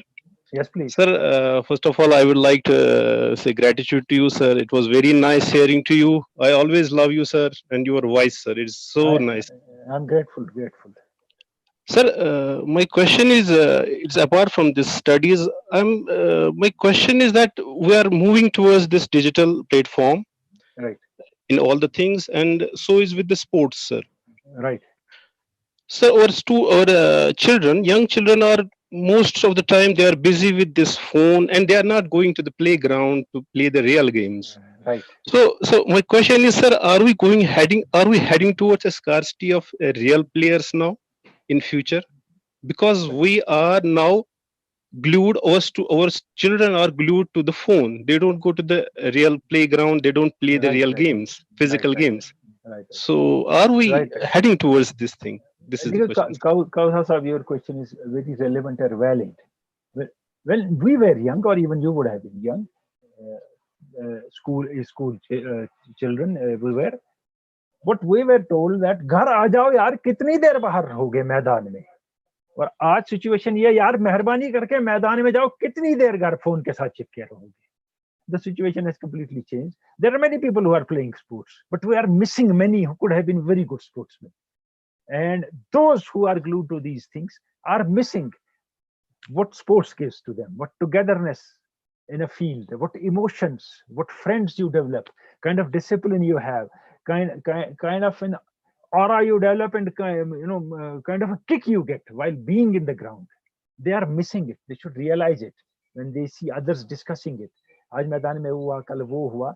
हर आदमी test player नहीं बनता, हर आदमी मुल्क के लिए नहीं खेलता किसी गेम में, लेकिन जो मजा आता है खेलने में, जो ये आपको सिखाता है, जो ये तालीम देता है आपको बताए बगैर, वो आपको ये वीडियो गेम्स और ये डिजिटल प्लेटफॉर्म नहीं देंगी. ये आपकी आंखें और कान दोनों खराब करेंगे. तो ये हमको कहीं, देखिए हमारे कौसा साहब प्रॉब्लम यह है ना, स्कूल में ना कॉलेज में काउंसलिंग का कोई कंसेप्ट ही नहीं है. जब मैंने एक मिनिस्टर साहब से कहा, उन्हें कहा टीचर करेगा, मैंने कहा जी इसके लिए एक्सपर्ट होते हैं, आपको साइकोलॉजिस्ट चाहिए, आपको साइकेट्रिस्ट नहीं चाहिए, तो आपको साइकोलॉजिस्ट चाहिए बात करने के लिए. या नहीं वो तो खुद ही कर लेंगे, उनको शाम को कर लेंगे, ऐसे है, वो है, ये है. तो that sort of a situation, we have not realised it that from से 6-7 years of age, 5 years of age, we have to inculcate certain practices in them through school as well, apart from family. कि इससे ये फायदा होता है, ये अच्छा होता है, अगर ये किया जाए तो इससे आपके बहुत फायदे होंगे, लेकिन हम ये कर नहीं पाएंगे.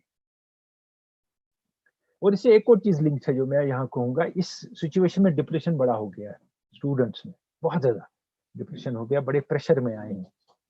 उनके पास कोई आउटलेट ही नहीं है जहाँ के एक्सप्रेस करें कि जब मैं ऐसे सफर कर रहा हूँ, मैं शायद नहीं पढ़ पाऊंगा, मैं समझ नहीं पाऊंगा, मुझे ये होगा, मैं फेल हो जाऊंगा, मुझे नहीं आएगा. मगर किसके पास जाए बात करने?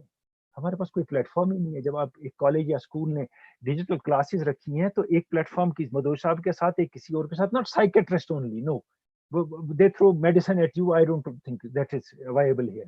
Some sociologists, some psychologists, let them interact with them, come out with their feelings. हमें ऐसा महसूस होता है, ऐसा हमारे साथ क्या होगा. उनके पास कोई प्लेटफॉर्म नहीं है, ना तो स्कूल में था जब जाते थे या कॉलेज में, ना इस डिजिटल प्लेटफॉर्म में है। तो मैं उम्मीद करूंगा कि कॉलेज और स्कूल ये सोचेंगे कि बच्चे के लिए ये आउटलेट खड़ी की जाए कहीं, जहां वो ये बात कर सके, और अपने जो the fears he is facing और she is facing, it comes out with it, and then the child, the student, the youth is put at ease. Tawqir has a question. Tawqir, I'm asking you to mute. Please unmute. You can ask your question.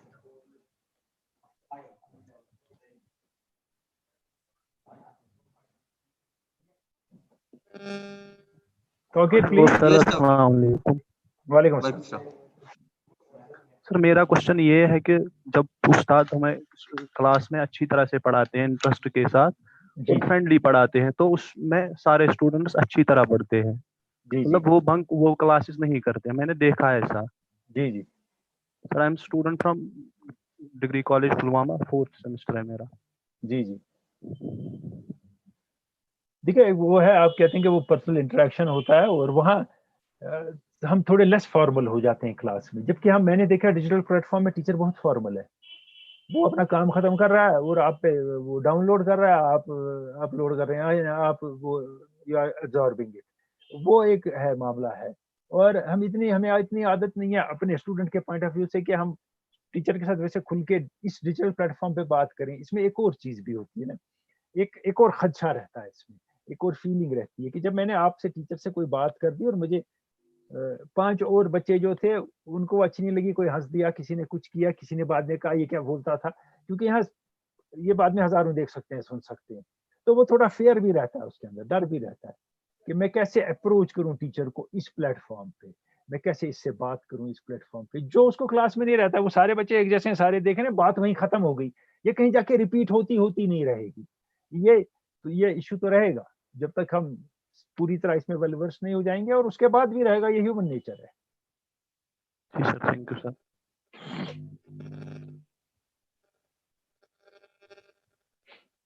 Manzoor Ahmed Rathur wants to ask a question. Manzoor sir, I have unmuted you. Please ask the question.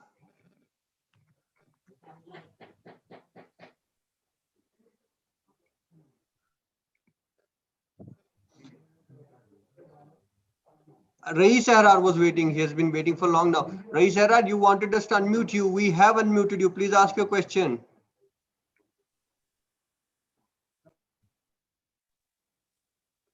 I think again either he's not listening to hearing us, or we are not able to hear him.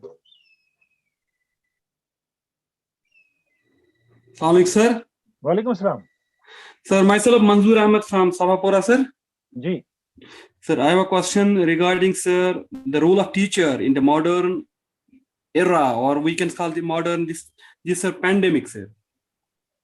Well, I think what Bilal Saab has said, what I have also discussed, it has been discussed over and over, what teacher can do and is supposed to do, but mostly we talk of what he's supposed to do. Yes, sir. But let's talk about what he can actually or she can actually do, given the circumstances. Yes, sir. So naturally, I also discussed it, what he can do or she can do, and Bilal Saab also touched upon it, because these are different circumstances. We are not used to it, neither teacher nor student. None of us is used to it. These such things happening, and then we reacting to it. It's a knee-jerk reaction we are going through this process. Maybe over a period of time we learn how to handle these things. And but at present, as you also said, teacher has a role rather different from what he has in class. Padhai to wahi hai. Teaching part is something same. But here again, he is teaching to a wall, invisible listeners. The students are listening to a sound instead of seeing a person, or seeing a person not able to get close to him, react to with him. So these situations are situations of desperation as well, and these are situations which have come because of pandemic, so nobody was prepared for it. So let's give that margin to teacher also. Okay, sir. Okay. Thank you very much.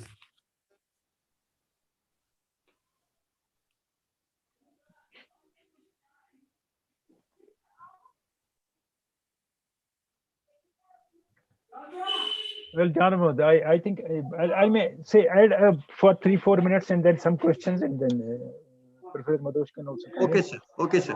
Well, as I said, there are many things which can be done or which could have been done over a period of this time by students.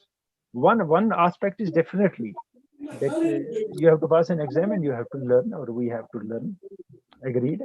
But what I have seen students doing, because I interact with students outside Kashmir also on various platforms, is they enhance their skills over this period. There were numerous courses online for free, 1 week, 2 week, 3 week, which they joined, and then in some they got a certificate. In others, if they didn't get a certificate, they got ample knowledge with them, which can be used and useful to further their future and career. Here, one part is that I don't know how many of our students use those platforms. Even I have shared over 100 such things on Global News Network, where you were imparted free training, free fellowships. There are numerous fellowships were available which you could have joined. Numerous fellowships across globe and across the country, which one could have joined for 1 month, 3 months, 1 month, 3 weeks, 4 weeks. They don't prolong it in this pandemic. It's never more than 1 month, but it gives you an edge over those who haven't learned these skills, and it also helps you in your future, and it helps you in your resume and CV also in future. But I don't think we were just with our social media and pushed to classes. I wouldn't do much beyond that. That is what I say, that students lack direction when I talk on other subjects. Giving you that again, that inverted comma phrase, आपसे अच्छे student दुनिया में नहीं है, इस गलतफहमी में मत रहो. दुनिया बहुत बड़ी है. हमारे अखबारों में दिखता है, जब हम देखते हैं किसी ने एक जरा सा कुछ किया, उसको इतना उछाला जाता है, हम कुएं की मेंढक हैं, और कुएं के बाहर दुनिया बहुत दुनिया है, और आज वो दुनिया देख सकते हैं, एक्सप्लोर कर सकते हैं. आज there is access to that world. Come out of it. We never did it. We never joined any of these things. And another part is, say, for colleges also, schools also, they were hard pressed, certainly. But why not have, or they must have been doing it. I'm not saying they are not doing it. Other than, say, simply teaching in classes and subject-oriented webinars, why not have a debate? Tell 10 students to prepare and have a debate online, have a seminar online, and then have a universal seminar. Not only students, others also participate. Or then coming to friends, why not a group of friends, 5 or 6 of them, get on a digital platform and say, you'll write about this topic, I'll write about this, I'll write about this, and then we'll share it and then discuss it. Well, these are the things which make you progressive. Not getting 5G connection only makes you progressive. Not wearing, say, designers' clothes or knowing English makes you progressive. No, these are also the things which make you progressive. But we never think in these lines. हमने कहा बहुत है, कौन करता है, बहुत हो गया, नहीं चलता है, पढ़ ली क्लास. अरे और लोग आगे निकल रहे हैं. आप ग्रेटेस्ट स्टूडेंट दुनिया के हैं, मैं ग्रेटेस्ट इंटेलिजेंट आदमी दुनिया के हूँ, क्योंकि मैं कश्मीरी हूँ. ये हैट उतार दें हम तो बहुत बेहतर रहेगा, क्योंकि दुनिया में बहुत काबिल, बहुत अच्छे और बड़े आलिम लोग हैं, उनसे सीखने की जरूरत है हमें, और ये बहुत जरूरी रहेगा हमारे लिए. और जब स्टूडेंट्स को ये भी कहता हूँ कि अगर आप सीरियसली इनटू रीडिंग है, स्टडिंग है, डिजिटल प्लेटफॉर्म पे हैं, तो जैसे अभी एक साहब ने कहा था, कौशल साहब ने, कभी खेलने भी चले जाइए, वो SOPs का ख्याल रखें, कभी रिलैक्स करिए, कभी बातें करिए. रिलैक्सेशन बहुत जरूरी है इसमें. थोड़ा मुस्कुराना, थोड़ा सेंस ऑफ ह्यूमर टीचर के पास भी और आपके पास भी, जब आप अपने दोस्तों के साथ हैं, घर में हैं, बहुत जरूरी है, क्योंकि आप स्ट्रेस हो रहे हैं, तो स्ट्रेस से बचना बहुत जरूरी है. लेकिन स्टूडेंट्स दूसरी ट्रिक्स भी यहाँ चलते हैं. वो असाइनमेंट में यहाँ से झूठ, वहां से झूठ, वहां से झूठ बोलते रहते हैं, फिर असाइनमेंट कट और पेस्ट कर देते हैं, फिर कहते हैं आज मेरे यहाँ वो गुजर गया, कल वहां गया, कल परसों ये हो गया. You are doing it against yourself. You are not teaching teacher, you are teaching yourself. So mind it. This has to be given up. So certain kind of a dedication is required for being excellent in any field, and you have to, get out of your comfort zone to achieve something in life. My last point is that once CV pandemic is over, what do we expect? What do we envisage? Will we continue with digital platform? or consign it to dustbin. बताएं क्या करेंगे हम? मेरा ख्याल में इसके बाद हम छोड़ देंगे इसको, रहने दो, क्लास में आ गए. इसके बाद भी इसको कंटिन्यू करना है डिफरेंट फॉर्म्स में, बच्चों के साथ इंटरेक्ट करने के लिए, उनको इकट्ठे लाने के लिए, क्योंकि उसमें उसके बाद आप क्लास में भी मिलेंगे ना, तो माहौल अच्छा हो जाएगा. क्लास में भी वो बात हो सकती है वहां से कंटिन्यू, या क्लास की बात वहां ले जाएंगे, आओ चलो उस पर आज बात करेंगे परसों शाम को हम. तो वो अगर टीचर चाहेगा, student has to participate also. Then student will say, well, I go to college or school, why should I in the evening spend 1 hour with teacher discussing something? But teacher is also spending his 1 hour or her 1 hour. उनके पास भी बेकार का काम time नहीं है. Spending it for you to gain. So I think now that we have come into this platform, let's use it once pandemic is over also, and use it in a better way, because we'll have access to better things in life. And let's be practical, and let's expect there will be mistakes made by teachers, by students. This is a pressure situation. This is not a normal situation. And let's not be hypothetical and believe in theories and hypotheses instead of ignoring reality. Reality is the situation is difficult. We are facing it, trying our best to get out of it. Let's all contribute to make it a success. I'm highly grateful. Thank you to all of you for listening to me. And we'll have better things from Professor Madhosh in a short while. And I'll entertain any questions John Muhammad comes across. Yes, sir. Thank you. Rais Ahmed has a question, sir. Right. Rais Ahmed, one is a vocational teacher, says, I'm from Higher Secondary School, Rajpura, Pulwama. Respected, sir. My question is that how to arouse interest of students towards digital learning? What are the areas a teacher has to work on? Well, basically, digital learning, as I said, becomes a bit dry also, definitely. But somehow, apart from being, say, if you have, I don't know how many students one has at one go, say 50 in one class, or 60 or 70 we are teaching. Just don't remain connected with them only in that Zoom session. You can remain connected with them, create a group on WhatsApp. You must have. Send some things to them. Not always something pertaining to subject and syllabus. Other things. कभी किसी joke share किया, किसी से बात की, किसी से कुछ और शेयर किया, और जब क्लास में भी आए थोड़ा सेंस ऑफ ह्यूमर, थोड़ा सेल्फ क्रिटिसिज्म, थोड़े प्रैक्टिकल लाइफ के एग्जांपल, थोड़ी उसकी सिचुएशन समझना, उसको कहना तुम किससे गुजर रहे हो, मैं किससे गुजर रहा हूँ, कल ऐसा हुआ, मेरे माले में 3 आदमियों को हो गया, वो हुआ, फिर भी पढ़ना है, बाकी है. There are things, ways to handle it. Being rather informal is important here.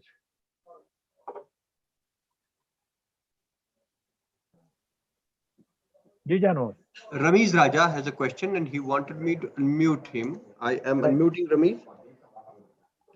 Yes, Ramesh, you can ask your question. I've asked you to unmute. Yeah. Thank you, sir. Assalamu alaikum. Walaikum assalam. Sir, my question, I have a lot of questions, but so many questions have been raised related to psychology. So my question is related to teachers as well as students are going far away from the spiritualism. They are going towards these days to the psychology. If we will see the psychology as well as spiritualism, they are at least going in parallel way. But those who don't know about the spiritualism, what is your message related to them, students as well as teachers, sir? Well, Mr. Ramesh Raja, one thing is, I don't believe much in messages, but here I'll tell you one thing. There are things in psychology which are already part of your religious ethics. They have been taken from there and used in psychology. And they are not going parallel. There are many things similar. Because it's something studied in English, it means that it will not be something which we have been told by our religion. We have been told all these things by our religion. And at present, you can, or I can, talk to some people who are wise enough, much better than us, and from them learn which person I should listen to on YouTube or digital platform, which religious scholar, which other kind of philosophers or religious teachers. Not those people.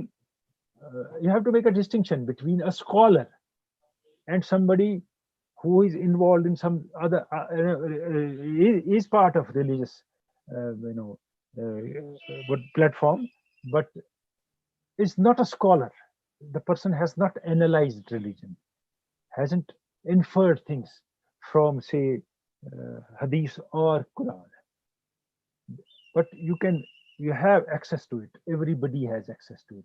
Once you go to it, to the right scholar, you will learn better things. But here, basically the important part is, be it me or you, we'll listen to them. We'll listen to our parents also, who always tell us good things that we should do in life. Firstly, our parents will not set that example of good thing for me to follow. Secondly, I will read them or listen to them, but will not follow them. अगर आप जिंदगी में वो चीजें नहीं अपनाते हैं, तो फिर स्पिरिचुअलिटी दरख्त पे नहीं उगती है, तोड़ के आप लाएंगे और सेब खा लिया तो अंदर चली गई, आसमान से सर में नहीं जाएगी। ये आपको, अब मैं मामूली बात बताता हूँ, आपको अजीब लगेगी ये एग्जाम्पल। कोई आदमी सड़क के बीच में गाड़ी रोक के चला जाता है दुकान में, 25 आदमियों को मुश्किल होती है, 100 आदमियों को गाड़ी चलाते वहां से मुश्किल होती है। आप कहेंगे इसका स्पिरिचुअलिटी से क्या ताल्लुक है? हाँ, उसने कुछ नहीं सीखा है जिंदगी में, और वो दूसरों को तकलीफ देना चाहता है, जो आपका रिलीजन कहता है मत दो, और उसको दूसरों की तकलीफ से कोई फर्क नहीं पड़ता है। These are simple things. Teacher को ही क्यों बोल रहे हैं आप सब? हम सब इस हमाम में, आप जानते हैं क्या है। Yes, sir. Tanveer Habib sir has a question. He's a faculty in Government Degree College Pulwama, at Government Degree College Pulwama, Department of Functional English, sir. He has a question, sir. He actually is agreeing totally with your comments. He says continuing with the digital platform will complement real teaching. Well said, Humayun sir. We need to continue with it. Thank you. Thanks a lot. Thank you very much. Thank you very much. Mohammed Farouqi has a question. He says, I'm Farouqi. My question is, blended learning is the future, not virtual only mode, he says. Very right. Very right. It has other parts of some parts of country also, and outside India also, people have been trying it. People have been trying it. They're blending it. They are interacting, and there, this digital platform or this technology is used by teacher, and I have interacted with a good many of them and interviewed also some of them. They say this makes teacher available to a student for 24 hours. For 24 hours means वो रात के 1 बजे भी mail करेगा, आप सुबह उठते ही उसका जवाब देंगे। और दूसरा, उसको ये लैटिट्यूड देंगे, वो गलत से गलत सवाल पूछ ले, आप उसको नहीं कहेंगे तुम्हें नहीं आता है, आप उसको कहेंगे हाँ ठीक है, ऐसे भी पूछा जाता है मगर ये ऐसे बेहतर रहता है। You are absolutely right. You have to gel them.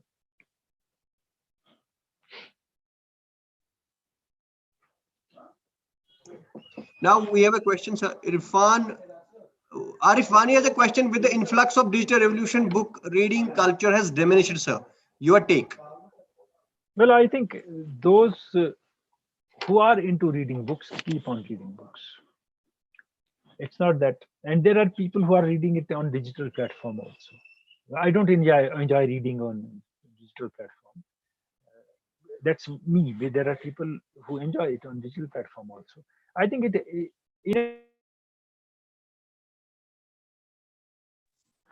in a way, our involvement with other things has resulted in it. That means our involvement is, you are busy with Facebook, you are busy with all other silly things. That has affected it. Otherwise, जो किताब पढ़ना चाहते हैं वो पढ़ते हैं। और एक और चीज होता है ना, बुक कल्चर पैदा किया जा सकता है अगर 2 दोस्त पढ़ते हैं, वो आपस में 4 और दोस्तों के सामने डिस्कस करें, उनको बताएं इस किताब में ऐसा है, इसमें ऐसा है। अगर हम एक दूसरे के लिए कुछ करना चाहते हैं, वो कहेंगे कौन सी किताब है, क्या है, 5 बार उनको बुरा लगेगा, 6ठी बार उनमें से एक वो किताब उठा के पढ़ लेगा। तो ये बड़ा अच्छी बात होगी कि इसे मरने ना दिया जाए। लेकिन बाहर जो है, हिंदुस्तान के बाहर लोगों की किताबें पढ़ने की आदत बढ़ गई, क्योंकि उनने नेट पे देखा कि बहुत लोगों ने बहुत चीजों के बारे में बहुत कुछ लिखा है जो उनको कभी पता ही नहीं था कि लोगों ने लिखा है। तो लेकिन हमारे यहाँ कम हो गई है, ये भी सही है। लेकिन अगर आप पढ़ते हैं तो बहुत अच्छा करते हैं, और अगर आप पेरेंट्स सुन रहे हैं जो, वो अपने बच्चों में ये इम्बाइब करें, बर्थडे पे किताब दे दें गिफ्ट, सिलेबस की किताब ना हो और कंट्रोवर्शियल किताबें भी ना हो, लेकिन दुनिया भर की किताबें हैं, नॉवल से लेके बायोग्राफी से लेके हिस्ट्री से लेके कुछ पढ़ने को दे दें। उसमें 2 चीजें लिख दी बर्थडे की, उसकी एक किताब दे दी, दूसरे ने कभी किसी और ओकेजन पे किताब दे दी, उससे ये जो टेस्ट है ना, ये डेवलप हो जाता है, आदत हो जाती है फैमिली में। So we have a last question. We have many questions, but sir, since we are hard pressed for time, then you spoke, sir, for we wanted you to take 15 minutes, but at the same time, we don't know as to how time passed. Such was the wonderful, and we have many questions lined up. Such was, in fact, that's how the time passed. And so we have a question from Idris Bejran. He says his name is written there. I'm IUST student from IUST. Can we come with a blended system of educational learning in a way that few portion of syllabus to be completed online while the remaining will be completed offline? And can we make ourselves ready, as to what the approach shall be right now regarding this?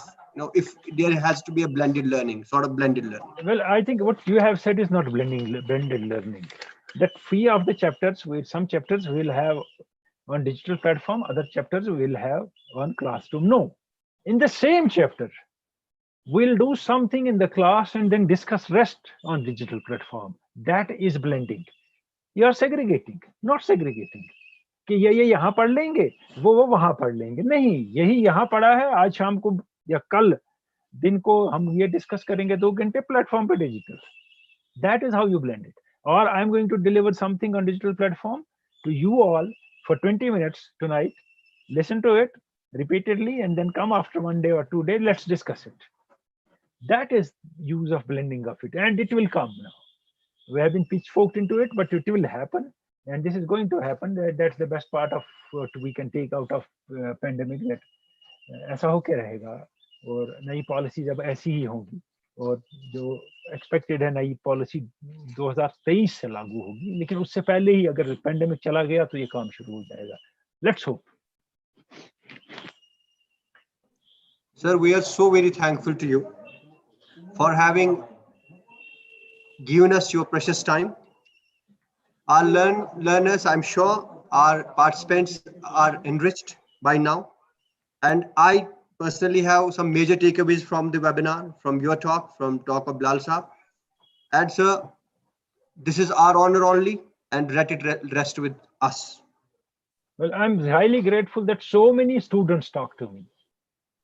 I'm grateful to students because normally we talk of students, but we don't include them in anything. I'm thankful to them, highly obliged.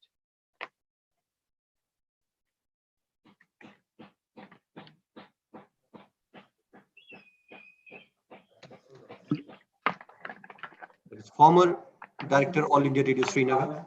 Well, I was never with All India Radio. I was with Radio Kashmir. Let me correct you. I Radio correct Kashmir Srinagar. Thank you. While Radio Kashmir Srinagar, we have to be quite guarded while we talk about radio.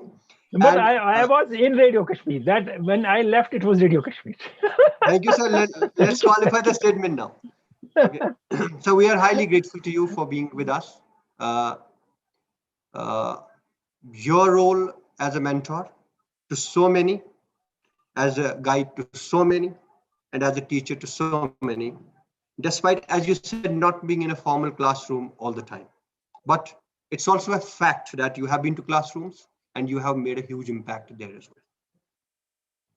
And your impact counts for much, and your impressions are always lasting. Thank you so much for being with us. Now, the last presentation is from someone, I also introduced him right in the beginning, a person of great repute when it comes to pedagogy, when it comes to psychology, and when it comes to any decision regarding educational politics, regarding any educational program. And he has been a guest, or the guest rather, I'll qualify my statement, the guest in one of the most listened to programs from Radio Kashmir Srinagar, Dadkan, so many times. And that's how I came to know about Professor Aj Madhosh. I remind myself about the fact, and I can commit it to memory, that when I called him, he right at the first instant accepted the invitation, and I found myself blessed. It's over to Professor Aj Madhosh. So we have asked you to unmute. Please unmute yourself, sir. I stand unmuted. Thank you, sir. You are audible. Okay. Jan Saab, the convener of this program, the audience, I hope by now my audience must have feelings of tiredness, but I will see that I experience and observe and share those things with the audience as such, which I feel that are not ridiculous, but are helping. For last so many years now, in the university when we started the center of EMMRC, Educational and Multimedia Research Center, I have an experience of about 30 years to see how different electronic equipments, modes, apps are being used to make it convenient for students, for teachers to understand things which otherwise are somehow difficult. I was actually listening very consciously and very attentively two speeches earlier to me, one by Mr. Bilal Saab, the other one, Mr. Humayun Kaiser. Bilal Saab's talk was so comprehensive that I don't need to say more about or talk more about the digital world nowadays and its importance for educational system. But Humayun was such an aggressively correct person that he would think of always beyond classroom, even if when he was in the classroom itself. So I feel that after hearing these two scholars, I have forgotten my speech. And then I thought that let me start with the last line of my written work. And that last line is that what is it that when you talk about the division or blendedness, unity of the type of strategies which are offered to make education something that is definitely to be taken up, to be taken care, is perhaps that is the baseline data where we start. I have seen and experienced that once you talk of a digital world, you are actually talking about the craftsmanship of certain ideological basis as such. And when you talk of education, without digitalization or a teacher, you are talking of an art of doing things. So once you find an art on one hand and craft on another hand, you will find some advantages and disadvantages. If you take simple teacher and ask someone what are the advantages of a teacher and what are his disadvantages, you will find a list of them. On advantages side, he is so useful, he is so motivated, he is so interested, he is so wonderful, he is knowledgeable, he is involved.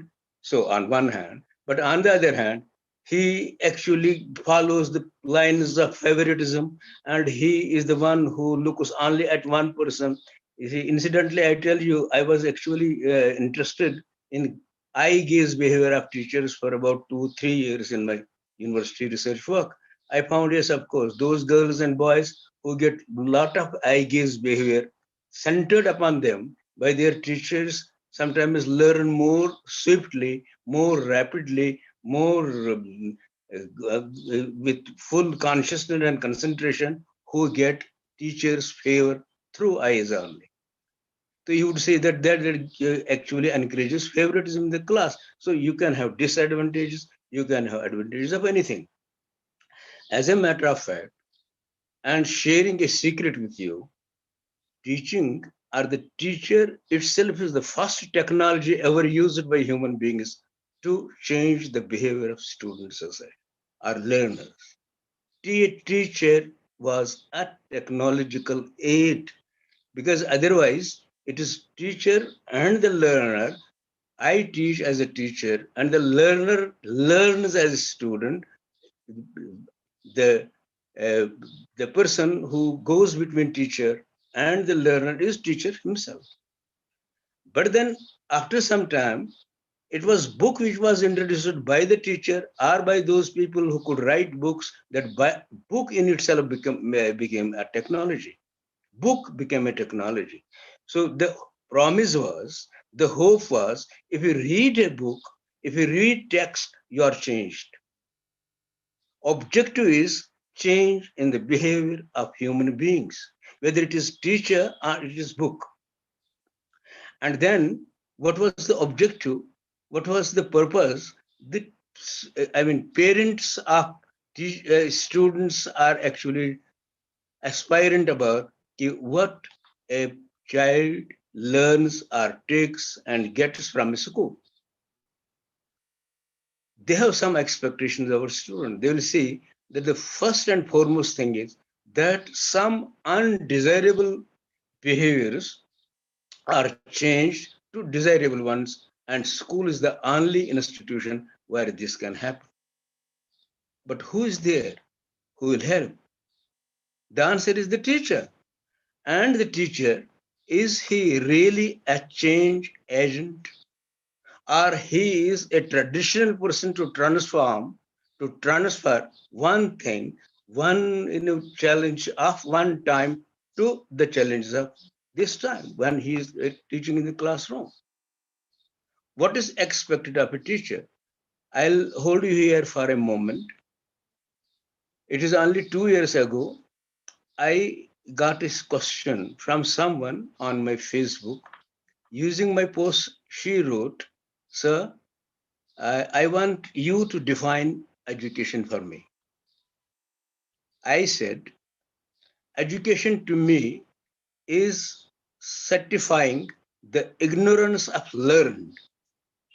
When this message was given to the person, she wrote me back, "Sir, I thought I missed that student with some of the scholars. I thought maybe my friends, maybe some my teachers, maybe research scholars, they want me to define education in my own way." So I gave that definition. That definition is confirmation or certification, the ignorance of learned. So I gave this definition. But that girl wrote back, "Sir, I am a class 12 student.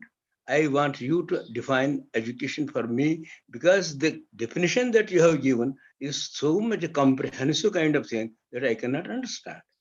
Then I said, education is an instrument of change and progress and development in your emotional life, in your social life, in your intellectual life, in any life. This is actually this definition, that it is all-round development, is a definition for last 50 to 60 years we are finding in our textbooks. When I said that it is a repetition, certification of ignorance of learned, was that I never moved. My teachers never moved. My policy frame, policy workers or planners never moved to see that whether we should traditionally follow the same definition for education. What is the role of education? If I do not know what is the role, if it is not setting a change in me, it will not set a change in future at all. So what we find? Generally, we find that the teacher is given a syllabus, a piece of curricular performance or duty. He is to execute, he is to transact that curriculum in the class. And the best way that he actually transacts that in a classroom space is given strategy or technology. In 1970s, I was given a small project by Dr. Professor S.S. Kulkarni on preparing some material on program learning. And I found that by program learning, which was a technological help or assistance to the curricular areas, we found that yes, it helps. Definitely it does help, but it helps with the mode in mind. That mode is given conventional mode.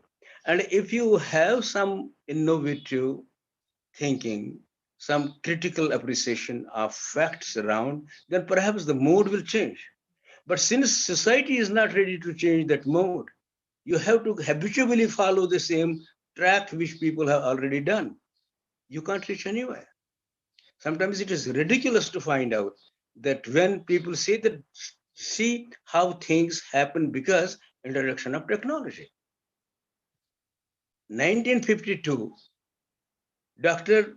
B.F. Sikna invented, manufactured a machine which was first known as teaching machine. And if you use the teaching machine, that would definitely enhance your motivation, that will keep pace with your pace, and that will help you to learn anywhere, anytime you like. That is the message of the entire digital system even today. Professor Aditya Gupta from Jammu University, Jammu Mayor College, and Professor S.L. Sharma from Delhi College University, both of them worked on finding what are the uses or what have been the uses and what is the impact on the performance of children after using ICT, information and communication technology. We found that two divisions were made on advantageous point and disadvantageous point. I personally am in favor of, and I have found that for last so many years now, right from 2001 to 2013, I have been actually associated with number of associations, number of committees on education in Kashmir itself. Always we found that there was a space, there was a some kind of gunjaish for introducing digital learning, where there is nothing wrong. You see, I find that it is not to be used as an emergency measure. As Bilal was talking about, that you take, this is not kind of accidental thing that should happen to education. Nothing should happen to education which is not actually planned one. The first commitment, national commitment to education came in 1948 when the first Prime Minister of India said that now education would be the founding stone, foundation of our entire progress, whether it is in society or it is in politics or it is in economics, education is laid down. And answer was the creation of Radhakrishnan Commission in 1948-49 when Radhakrishnan laid down the first principal policy. See, policies are made to plan certain activities. The first principle that was made and that was actually announced broadly to the nation was the purpose of this commission, which is connected with education, is to produce, to create, to facilitate the growth of better human beings. Please keep this thing in mind, that is better human beings. And this thread of better human beings has run throughout all those commissions, followed like D.S. Kothari's commission, 1964-66, or earlier to at Mudaliar Commission, 50 and 52. And then you have 1968 policy of education, then 86 policy of education, then you have 92, it is modification, then again in 2001, Dhirubhai Ambani committee report, and then again in 2005, you have Knowledge Commission. And a number of other committee reports are there, but the running thread for all these commissions was better creation of better human being. I give you an anecdote and please hold on here.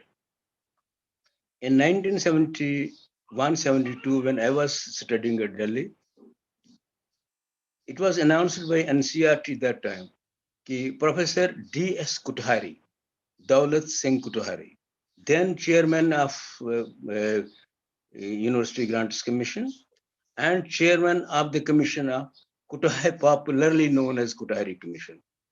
He gave us the commission, which was as long as about 400 and more pages.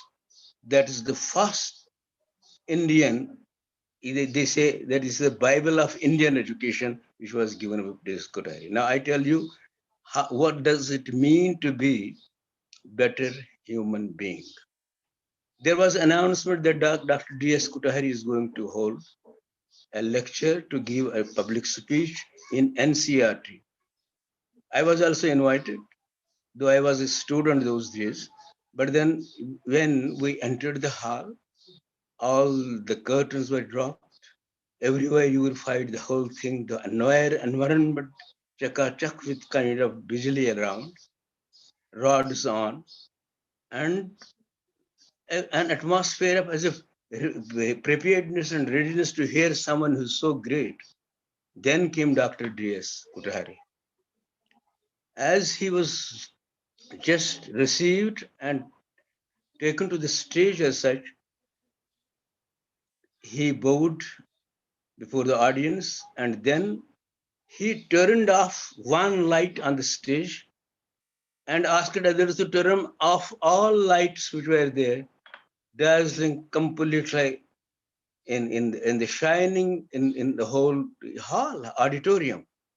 And in a momentous time, all the curtains were opened back and the natural light was allowed to come into the hall. Then D.S. Kothari said, look, this light that we are using during daytime in this hall can be used profitably, productively by farmers in UP, in Rajasthan, in Jharkhand, in Delhi, in other places where they don't have any light. Can't we save this light? What could be otherwise the principle or the obligation or the slogan of education as such? What do you mean by a better human being who is not socially sensitive, who is not morally sensitive, who is not spiritually sensitive as such? And then we find, yes, of course, in the same, NCRT, you have a lot of technology being developed by National Institute of Administration and Planning there in the same campus. They are developing huge amount of this educational technology. Good enough. But never mind, and never keep this goal of making a person better away. Perhaps the basic education concept given by Mahatma Gandhi, 1937 Varda conference, in which it was said that unless your people, small people in small towns, in rural areas feel comfortable, your education has no meaning. Education is to reach to people and change them for good. And the teacher has changed it. Not only he is given the charge. You see, if I am working on some digital program, which I did many a times, but what I am transacting through, if I am given a program which is of a repetitive nature, whether it is science or it is art, it is social science or it is economics, whatever it is, if I am not allowed by my conscience, number one, by the politics around number two, to move, to change, not to agree with, then I'm doing nothing, no service. Education is a force, is a strategy of complete freedom and emancipation. If I am not able to critically evaluate my own faith system, I can't change students at all. It's better that students today sit on small machines without my intervention as teacher, because maybe they get more knowledge by blended learning, as Professor Humayun Kabir Kaiser was talking about, than a person who is repeating knowledge always. Said Helen Keller, I take her as the greatest educationist, a wonder teacher. She says, who can be a good teacher? A teacher who breathes life into the knowledge so that it can create, so that it can take new forms of progress and civilization.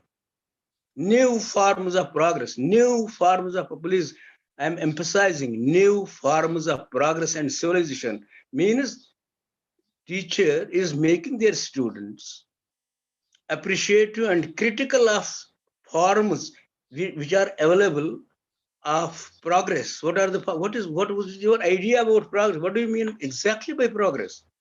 Is it Gandhi's progress, or it is Nehru's progress, or it is a kind of mixed economy of both?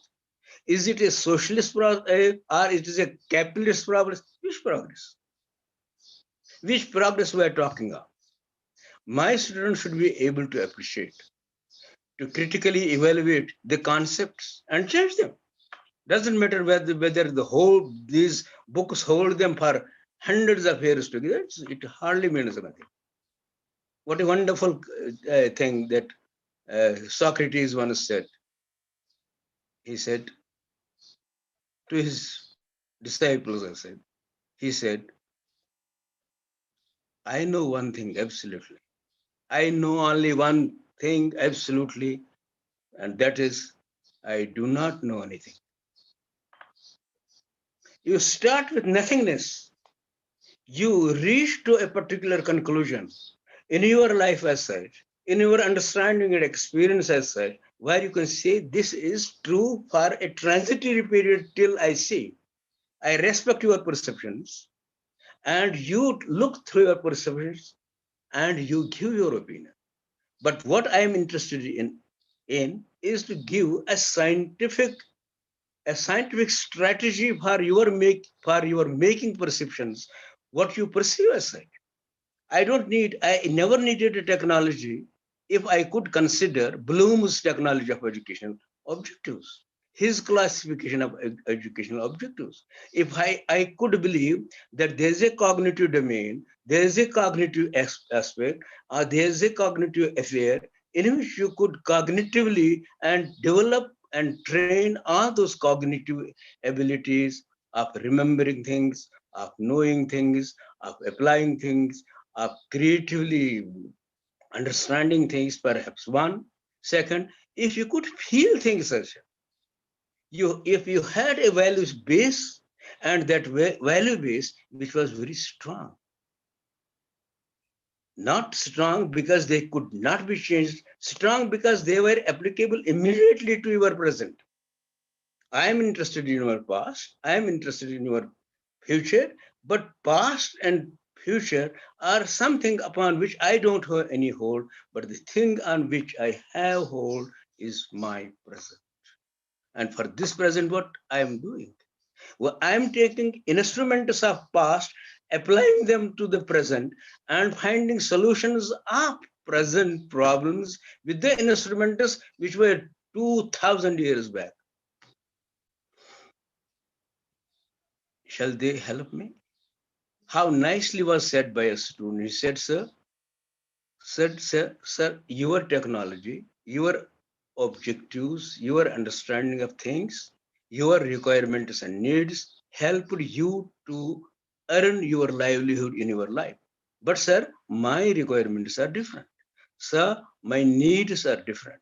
Sir, my aspirations are different. Sir, my future is different, and I have my own strategy. I have my own value system, which will help me to reach, to access my objectives. How could I answer this question? Not so easily, because what is true of me is not true of you at all. That is greatest psychological individual difference in which we say that people start their life. And then we start doing, and we find things for today when people are working on online lines. Yes, do. Many times Humayun ji has spent all his life in this technology aside. But Humayun is a very good human being also. It's not technology that has given him that kind of strength of being a better human being. It is his wider understanding of human craft, human art. So very usefully, you see, we can say that there are certain things which need to be put together to understand their message, and that message for education. I don't say that once we started with schooling early, you see, about 2000 years back, we started with schooling means we started with kind of walls set aside in a mohalla, in a community, in a village, or in a province, set aside. This is a school. 3, 4 walls put together, a big room there, and a teacher with a turban on head. Hey, there is state for students. The students go there. Now, today, it is completely decentralized system, and we are not disfavoring it. We're only trying that people try to understand what they try. Understanding is most important than scolding the system. I have found that people who scold the system as such are not reaching anywhere. It is the understanding of it. It is definitely doing things which need certain amount of coherence in my thought. Wait for a moment and see. Do we have sufficient amount of funding to run certain things? We desired, we dreamed through Kuthari Commission that 6% of complete budget, total budget of government of India to be spent on education. By now, do you know how much we have been spending? Less than 3%. For last more than 60 years now, less than 3%. And on the other hand, our budgetary support to the defense goes by 5%. For killing people around, for endangering species in the world, we create facilities. And for keeping your breath alive, to keep you alive, we are begging, and we have seen America, most powerful country in the world, begging for face masks when there is an outbreak. Healthcare facilities completely, we are spending $5.3 trillion per annum on destructive arms measures throughout the world, which is 5% of the GDP of the whole world. With what objective in mind? Compare and mix technology of education with the technology of armor or destruction, you'll find the difference. That's why the point that we are making is create a sense of understanding, appreciation, what to do, what not to do. What goes with D.S. Kuthari? Even Professor Kasturi Ranjan now today, when he's giving us new education policy 2022. Policies are there always. Have you a will to apply that policy? And now you are making a promise by 2035, you will be implementing the new policy. No answer. But I would say that is better that at least you develop the craft of digitalization. Better for all teachers to feel sound in technology, so that no one has the objection or has the complaint against you that here are people who are teachers without understanding. They are teachers of that age when chalk and talk method was there in the classroom. You completely take up this business of crafting education in your hand, and but at the same time see that how can you change the world. As Himayan was hinting or talking about the physical contact, in which perhaps in a classroom, yes, of course, I can motivate people in my classroom as such, but I would not follow the pace with the students who are slow learners, who are challenged students, who are specially disabled people. Yes, of course. So I have to find out the ways. Let a technique, a tool, a strategy helps me to go ahead, but not show me my destination. Let me make my own survey, my own research, and find and what are immediate problems in my social order, in which, of course, the digital world can be combined with non-digital associations and non-digital works, in which, yes, of course, the whole thing can be changed.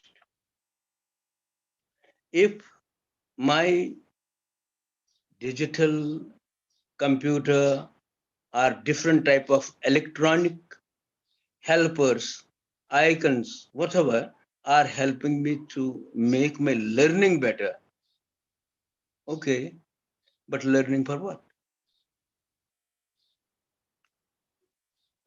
Learning for being a better human being, a better engineer, a better doctor, a better politician, a better economist, a better teacher. The qualifying merit for all these professionals should be their betterness.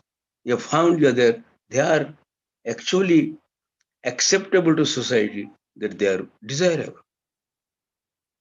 You could have, you see, finding it can be taken in a lighter way in a side, that as we have a policy of education, we could have another policy for corruption, national policy of corruption. And when you find that the entire society is actually involved in certain things which are definitely harmless, and education sorry, is one of the strategic instruments of making this corruption easier, and then traveling into the roots and blood of people around in the world and in the small limited society in which we are living.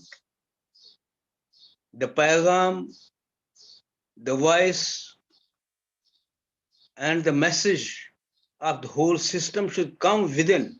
Please understand. Please appreciate these smaller fellows, these young girls and boys who come to our colleges, who come to our schools, who come to the universities, who are registered for research as such. What are we giving them? What are we? Are you convinced when I say to my student, a scholar, she actually tries to identify a research problem?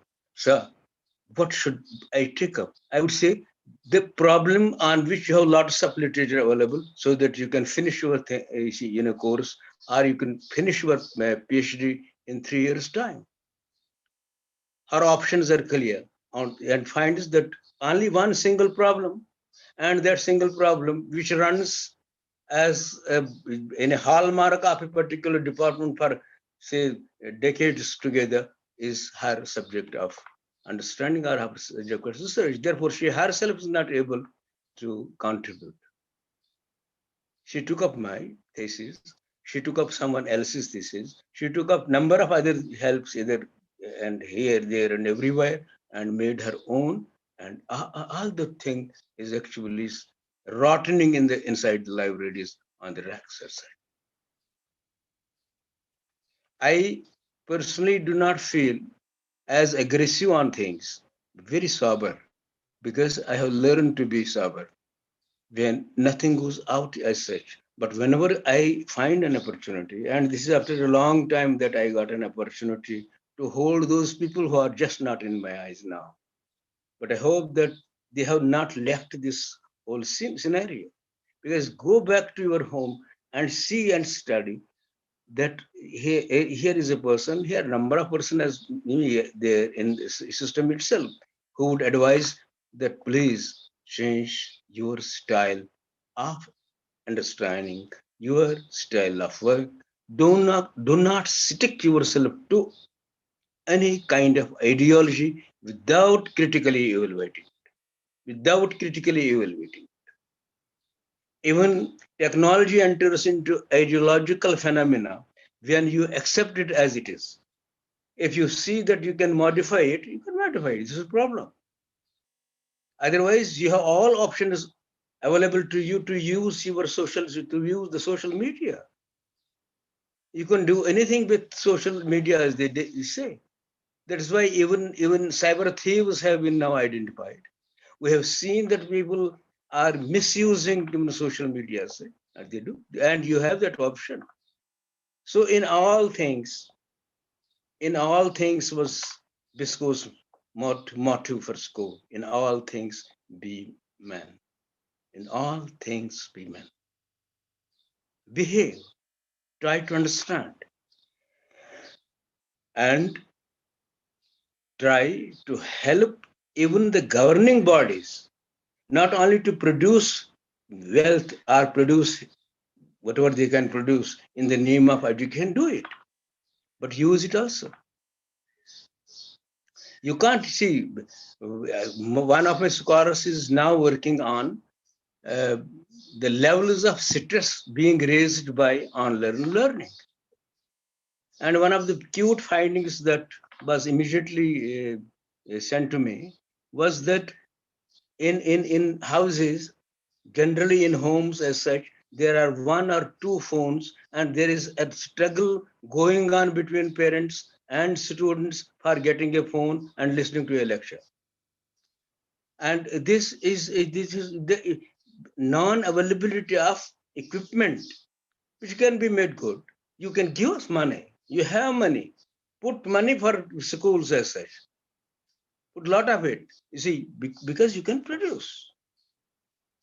Second, that you have the centers known for training, because digital learning cannot be possible unless the teachers are trained in the system as such. What is your preparation for training teachers for this? Because this is not emergency measure only. Forever now in our routine formal education system, we have to use machine. And once you have to use machine, you have to train your teachers for that. What is your idea about training them? Are you having staff faculties in which training is given to will be imparted to students? Staff college, now Human Resource Development Center of Kashmir University, once they received kind of information from or a kind of instruction from UGC University Grants Commission that you start a course or a program on developing strategic help to this teachers who are teaching in higher education system. Then director of that Human Resource Development Center, Mr. Professor Sangami Saab, he asked me to prepare a small note. So I did prepare how innovative kind of interference material, intervention material for teacher system can be introduced. The same note was submitted to the University Grants Commission.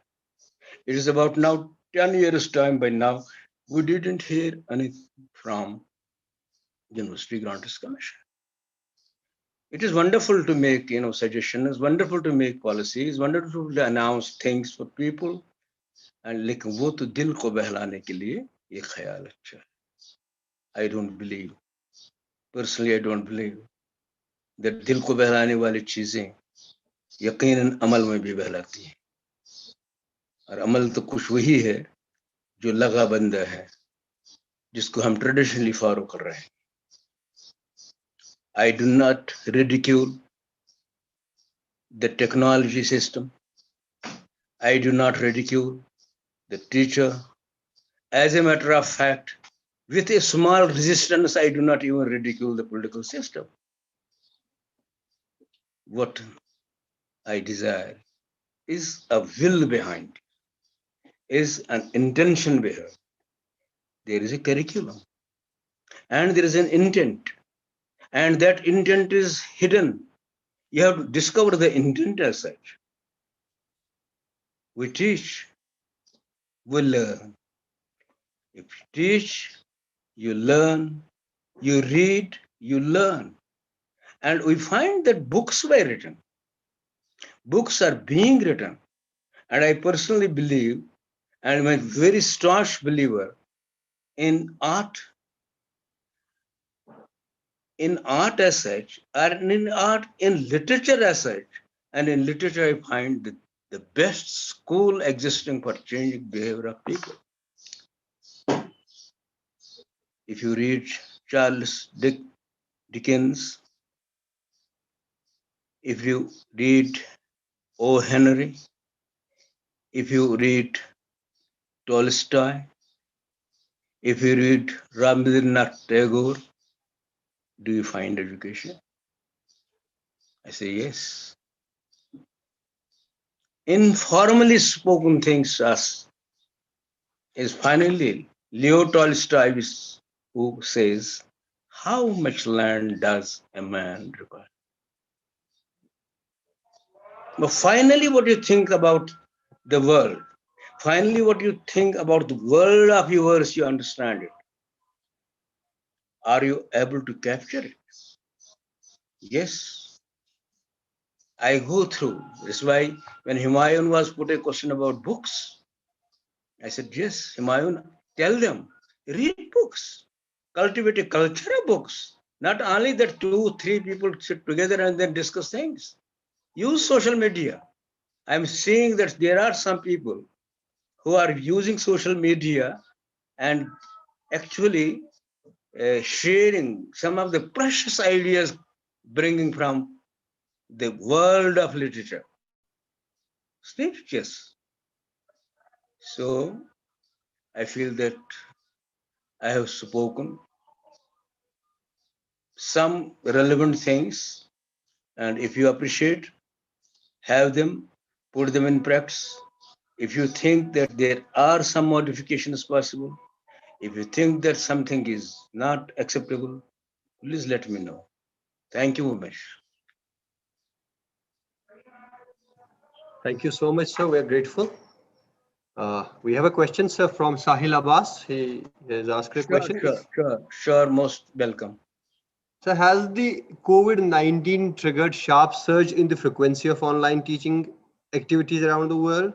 Is it harmful for the teacher and the taught? Not around the world.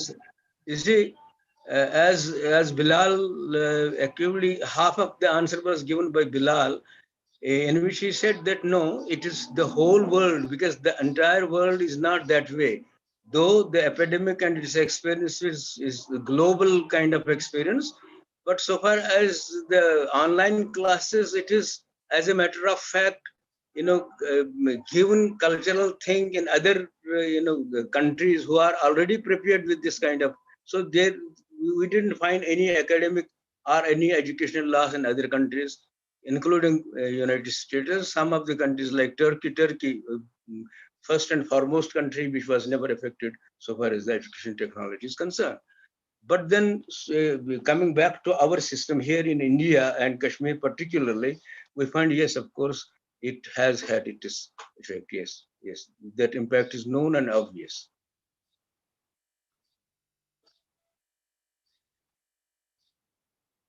Abdul Wahid Shah, sir, he wants us to unmute him. He wants to ask a question. We have unmuted you. Welcome. Shah, sir. Welcome. Please ask a question.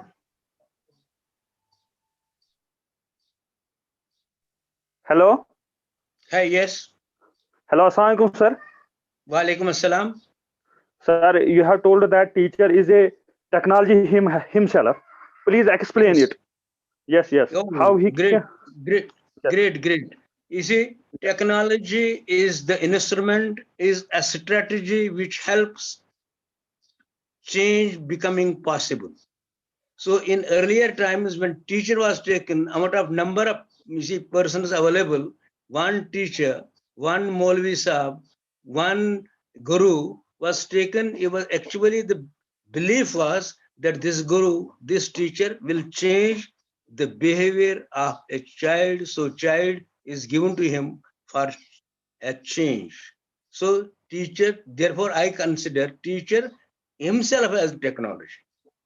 And then teacher using other technologies to help promote his transactions further is the use of the technology that in modern times we are making.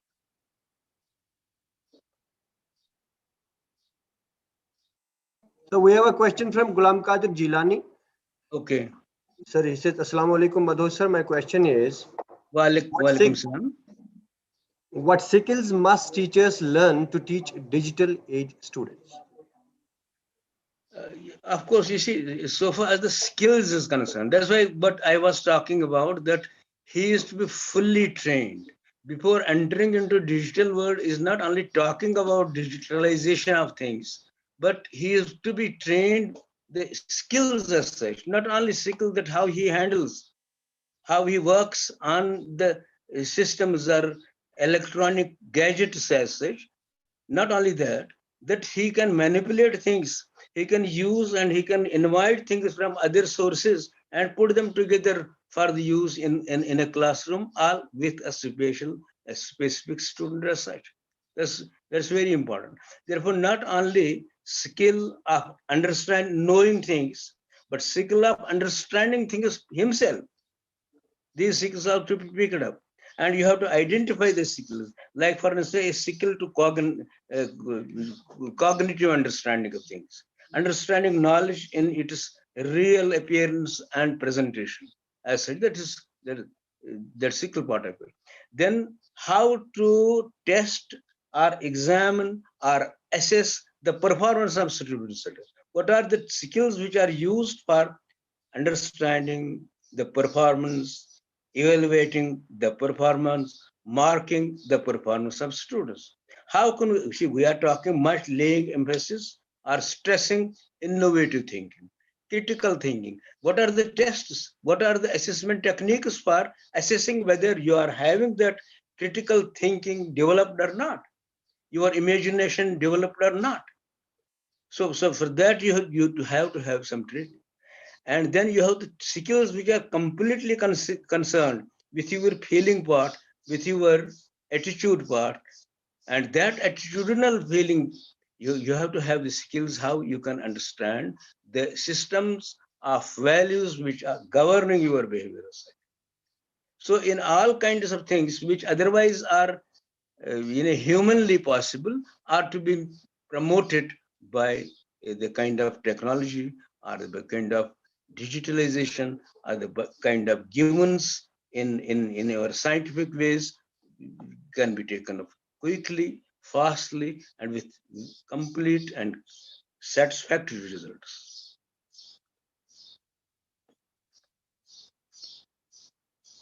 Sir, Muhammad Yusuf has a question. He says, Assalamu alaikum, sir. Wa alaikum assalam. My question to Professor Madhosh, sir, is, yes. Sir, in your lecture, you said you have learned to be sober. Please share how and share some highlights about it. As I am myself a teacher, I believe this is the greatest trait a teacher must have. You see, actually, by definition, teacher has to be very humble, non-assertive, non-hesitant, and definitely a person who is very positive. You see, once you have to develop a positive view of the world around you, you cannot work. And for that, you need humbleness. You need kind of being sober, kind of being gentle, so that, you see, people can trust you, that you can accept them. Sometimes you find small children taking liberties with you. And once they find your status, they were not knowing, but once they find your status as such, they would say, oh, this is awesome, this is awful, this was such a wonderful man and such a big man that way, that he was so humble. You have not to appear It is not to be taken as a strategy of helping, knowing to people that I am very humble. You have to be humble. You have to be kind. You have to be generous. Because unless these things are there, that's why these things are trainable also.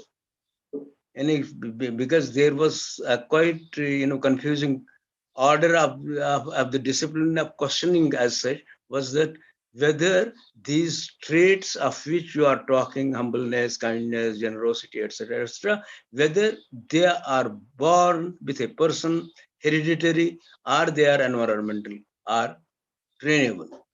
So the people actually start fighting from the very beginning, that one who is humble always, one who is gentle always, one who is ridiculous is ridiculous. No amount of education, no amount of technology, no strategic change human nature. Human nature.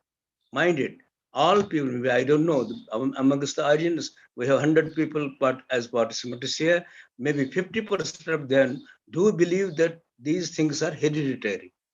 One who is Sharif. One who is Kamina, Razil is Razil always. So, but then I personally believe that these things, which are likable things, which are desirable things, which are good traits to be observed in human beings, are trainable also. For a certain amount of time that you spend with good teachers, you change. I have heard that in Russia, generally this anecdote comes from Russia, where we find that there are teachers in past and present also, maybe in future, that who once look at you, they change your destiny. Just complete transformation of person takes place only by looking of a teacher, I say teacher, into the eyes of the student. Completely transformed. One of our great teachers of this state who passed away, Dr. Professor Aj Ali, I tell you things about him, a small thing, that if you sit with Aj Ali, that say 1 year, 3 years earlier, if he doesn't talk, if he doesn't move, if he doesn't stand up, just his not doing was also teaching. How many people got completely transformed because of Aga Sahib was not by teaching books to them, was not because of sharing strategies with them, was not because of giving a lot of knowledge to them, was only because of his human being, a better human being. Thank That you, is, sir. We have lot many questions lined up, but we are hard pressed for time, sir. yes, I Thank know. you so I much, know. sir. I remember I will pick up from where you left. Your article in Greater Kashmir, the minaret falls. Yeah, of course. Sir, in that you say that, in fact, if the last minaret has fallen, we have one more minaret with us, and we must always flaunt that and be always proud of that. That is Professor Aj Madhosh. Thank you, Amish. Thank you, Amish. Sir, we are grateful, and I quote from what you said in 2016. The moment you invest in capacity building of teachers, you begin the process of reformation in the field of education. We are so very thankful to Professor A.G. Madhosh, visiting faculty, Baba Ghulam Shah Badshah University, former professor. He is professor right now as well, and his legacy shall continue to be with us for all times to come. He was former head and dean, Faculty of Education, University of Kashmir. So thank you so much for being with us. Shukriya, Shriya. बहुत shukriya. Thank you. Thank you, Amish. Now I request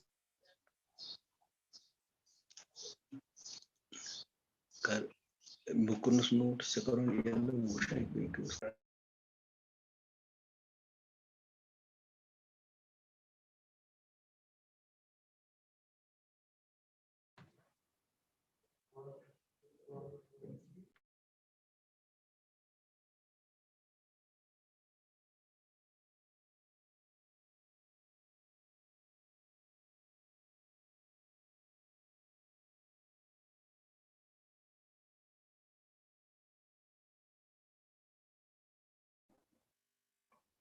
before unmute.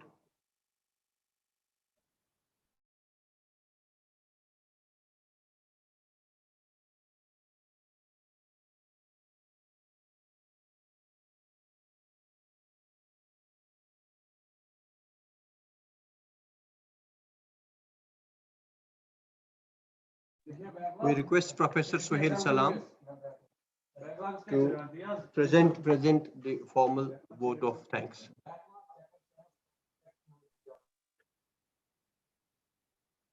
Sir, am I audible, sir?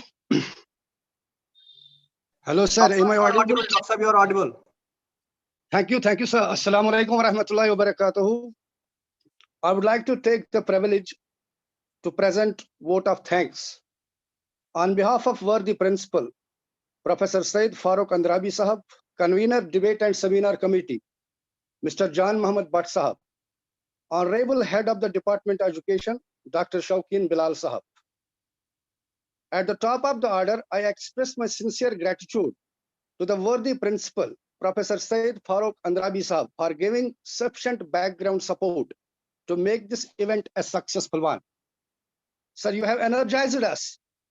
You have activated us to serve for the community, and organizing such events will definitely make us proud. So you are the academician and an administrator of great merit. So thanks for giving us such a sort of inspiration to make such events possible. I would like to express my sincere thanks to Professor Aj Madhosh Sahab for being with us. Sir, it's always a pleasure to listen to you. You have a long experience of being a quality teacher, a quality learner, a great psychologist, and essentially an academician of great merit. Sir, you have headed Faculty of Education Department of Kashmir University as Dean and Head. So during your tenure, the department has seen progress, manifold progress in different perspectives and themes. I would like to thank also Said Himayu Kaisar Sahab for being the youth icon. Sir, you have given your time out of your busy schedule. We have a respect for that. Said Himayu Kaisar, as he said in his lecture, I'm not a formal teacher. So really you are a great teacher because realism falls above formalism. So we have a strong respect for your expression. You are the icon for the young generation, and inshallah you will be the icon and a hero archetype for the coming generations also. That Said Himayu Kaisar Sahab has been the former director of Radio Kashmir Srinagar. He is an athletic person also, having a strong interest in games and sports, and he has bagged many medals, awards in counseling, games, sports, teaching, workshops, guidance and counseling shows, etc. So thanks a lot for being with us. At last but not the least, I express my sincere gratitude to Bilal Ahmed Kulu, Assistant Professor, Faculty of Education, Kashmir University South Campus, Anantnag. Mr. Bilal Kulu Sahab, you were so informative, so accurate, and so instrumental in your character. Sir, I still remember as I worked with you as a colleague, your smile with which you go to the class and you return with a bigger smile. Sir, I miss that forever, and I hope that will remain forever. So thanks for giving us a clarified input about different ideas of teaching, starting from the traditional to the instrumental or the mechanical. Sir, it was a very nice interaction with you. I will also like to express my sincere thanks to convener, debate and seminar committee, Professor Jan Muhammad, for being so humble, so informative and so energetic. And I also express my sincere thanks to the management committee who provided the technical support, Professor Muhammad Iqbal Bhatt Sahab, who is working as an assistant professor in the Faculty of Computer Sciences, Government Degree College, Boys, Pulwama. It will be insufficient to conclude unless I thank the participants of differentiated character. Dear participants, you have given time from your busy schedule. We have a respect for that. And we tried our level best to give you proper expertise to clarify your concepts, ideas, and whatever else. This session was not only active, but it was interactive also. Thank you one and all. Over to John, sir.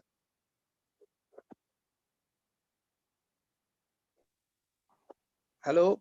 Thank you, Professor Suhail Salam, Assistant Professor, Department of Education, Government Degree College, Pulwama, presenting the formal vote of thanks.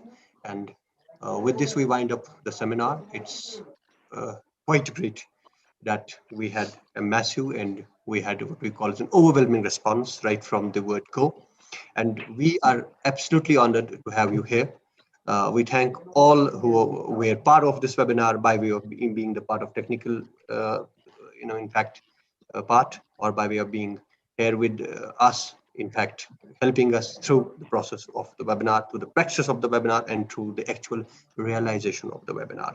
I'm so very thankful to Shaukin Bilal Gul, Head Department of Education. He's busy with the admission process, but he made it a point that he was seated beside me here, and in fact was always, whenever he got time, came here and saw for himself as to how the seminar is progressing. We are so very thankful to Principal Government Degree College, Pulwama, for making in time in the morning, despite again being so much hard pressed for time. Thank you all for being part of the webinar. We are so very thankful to have the learned guests with us, the learned speakers with us. Thank you so much. The feedback has been shared. The students, participants can share the feedback, and once you share the feedback, you will get your certificates through your registered email IDs. Thank you so much.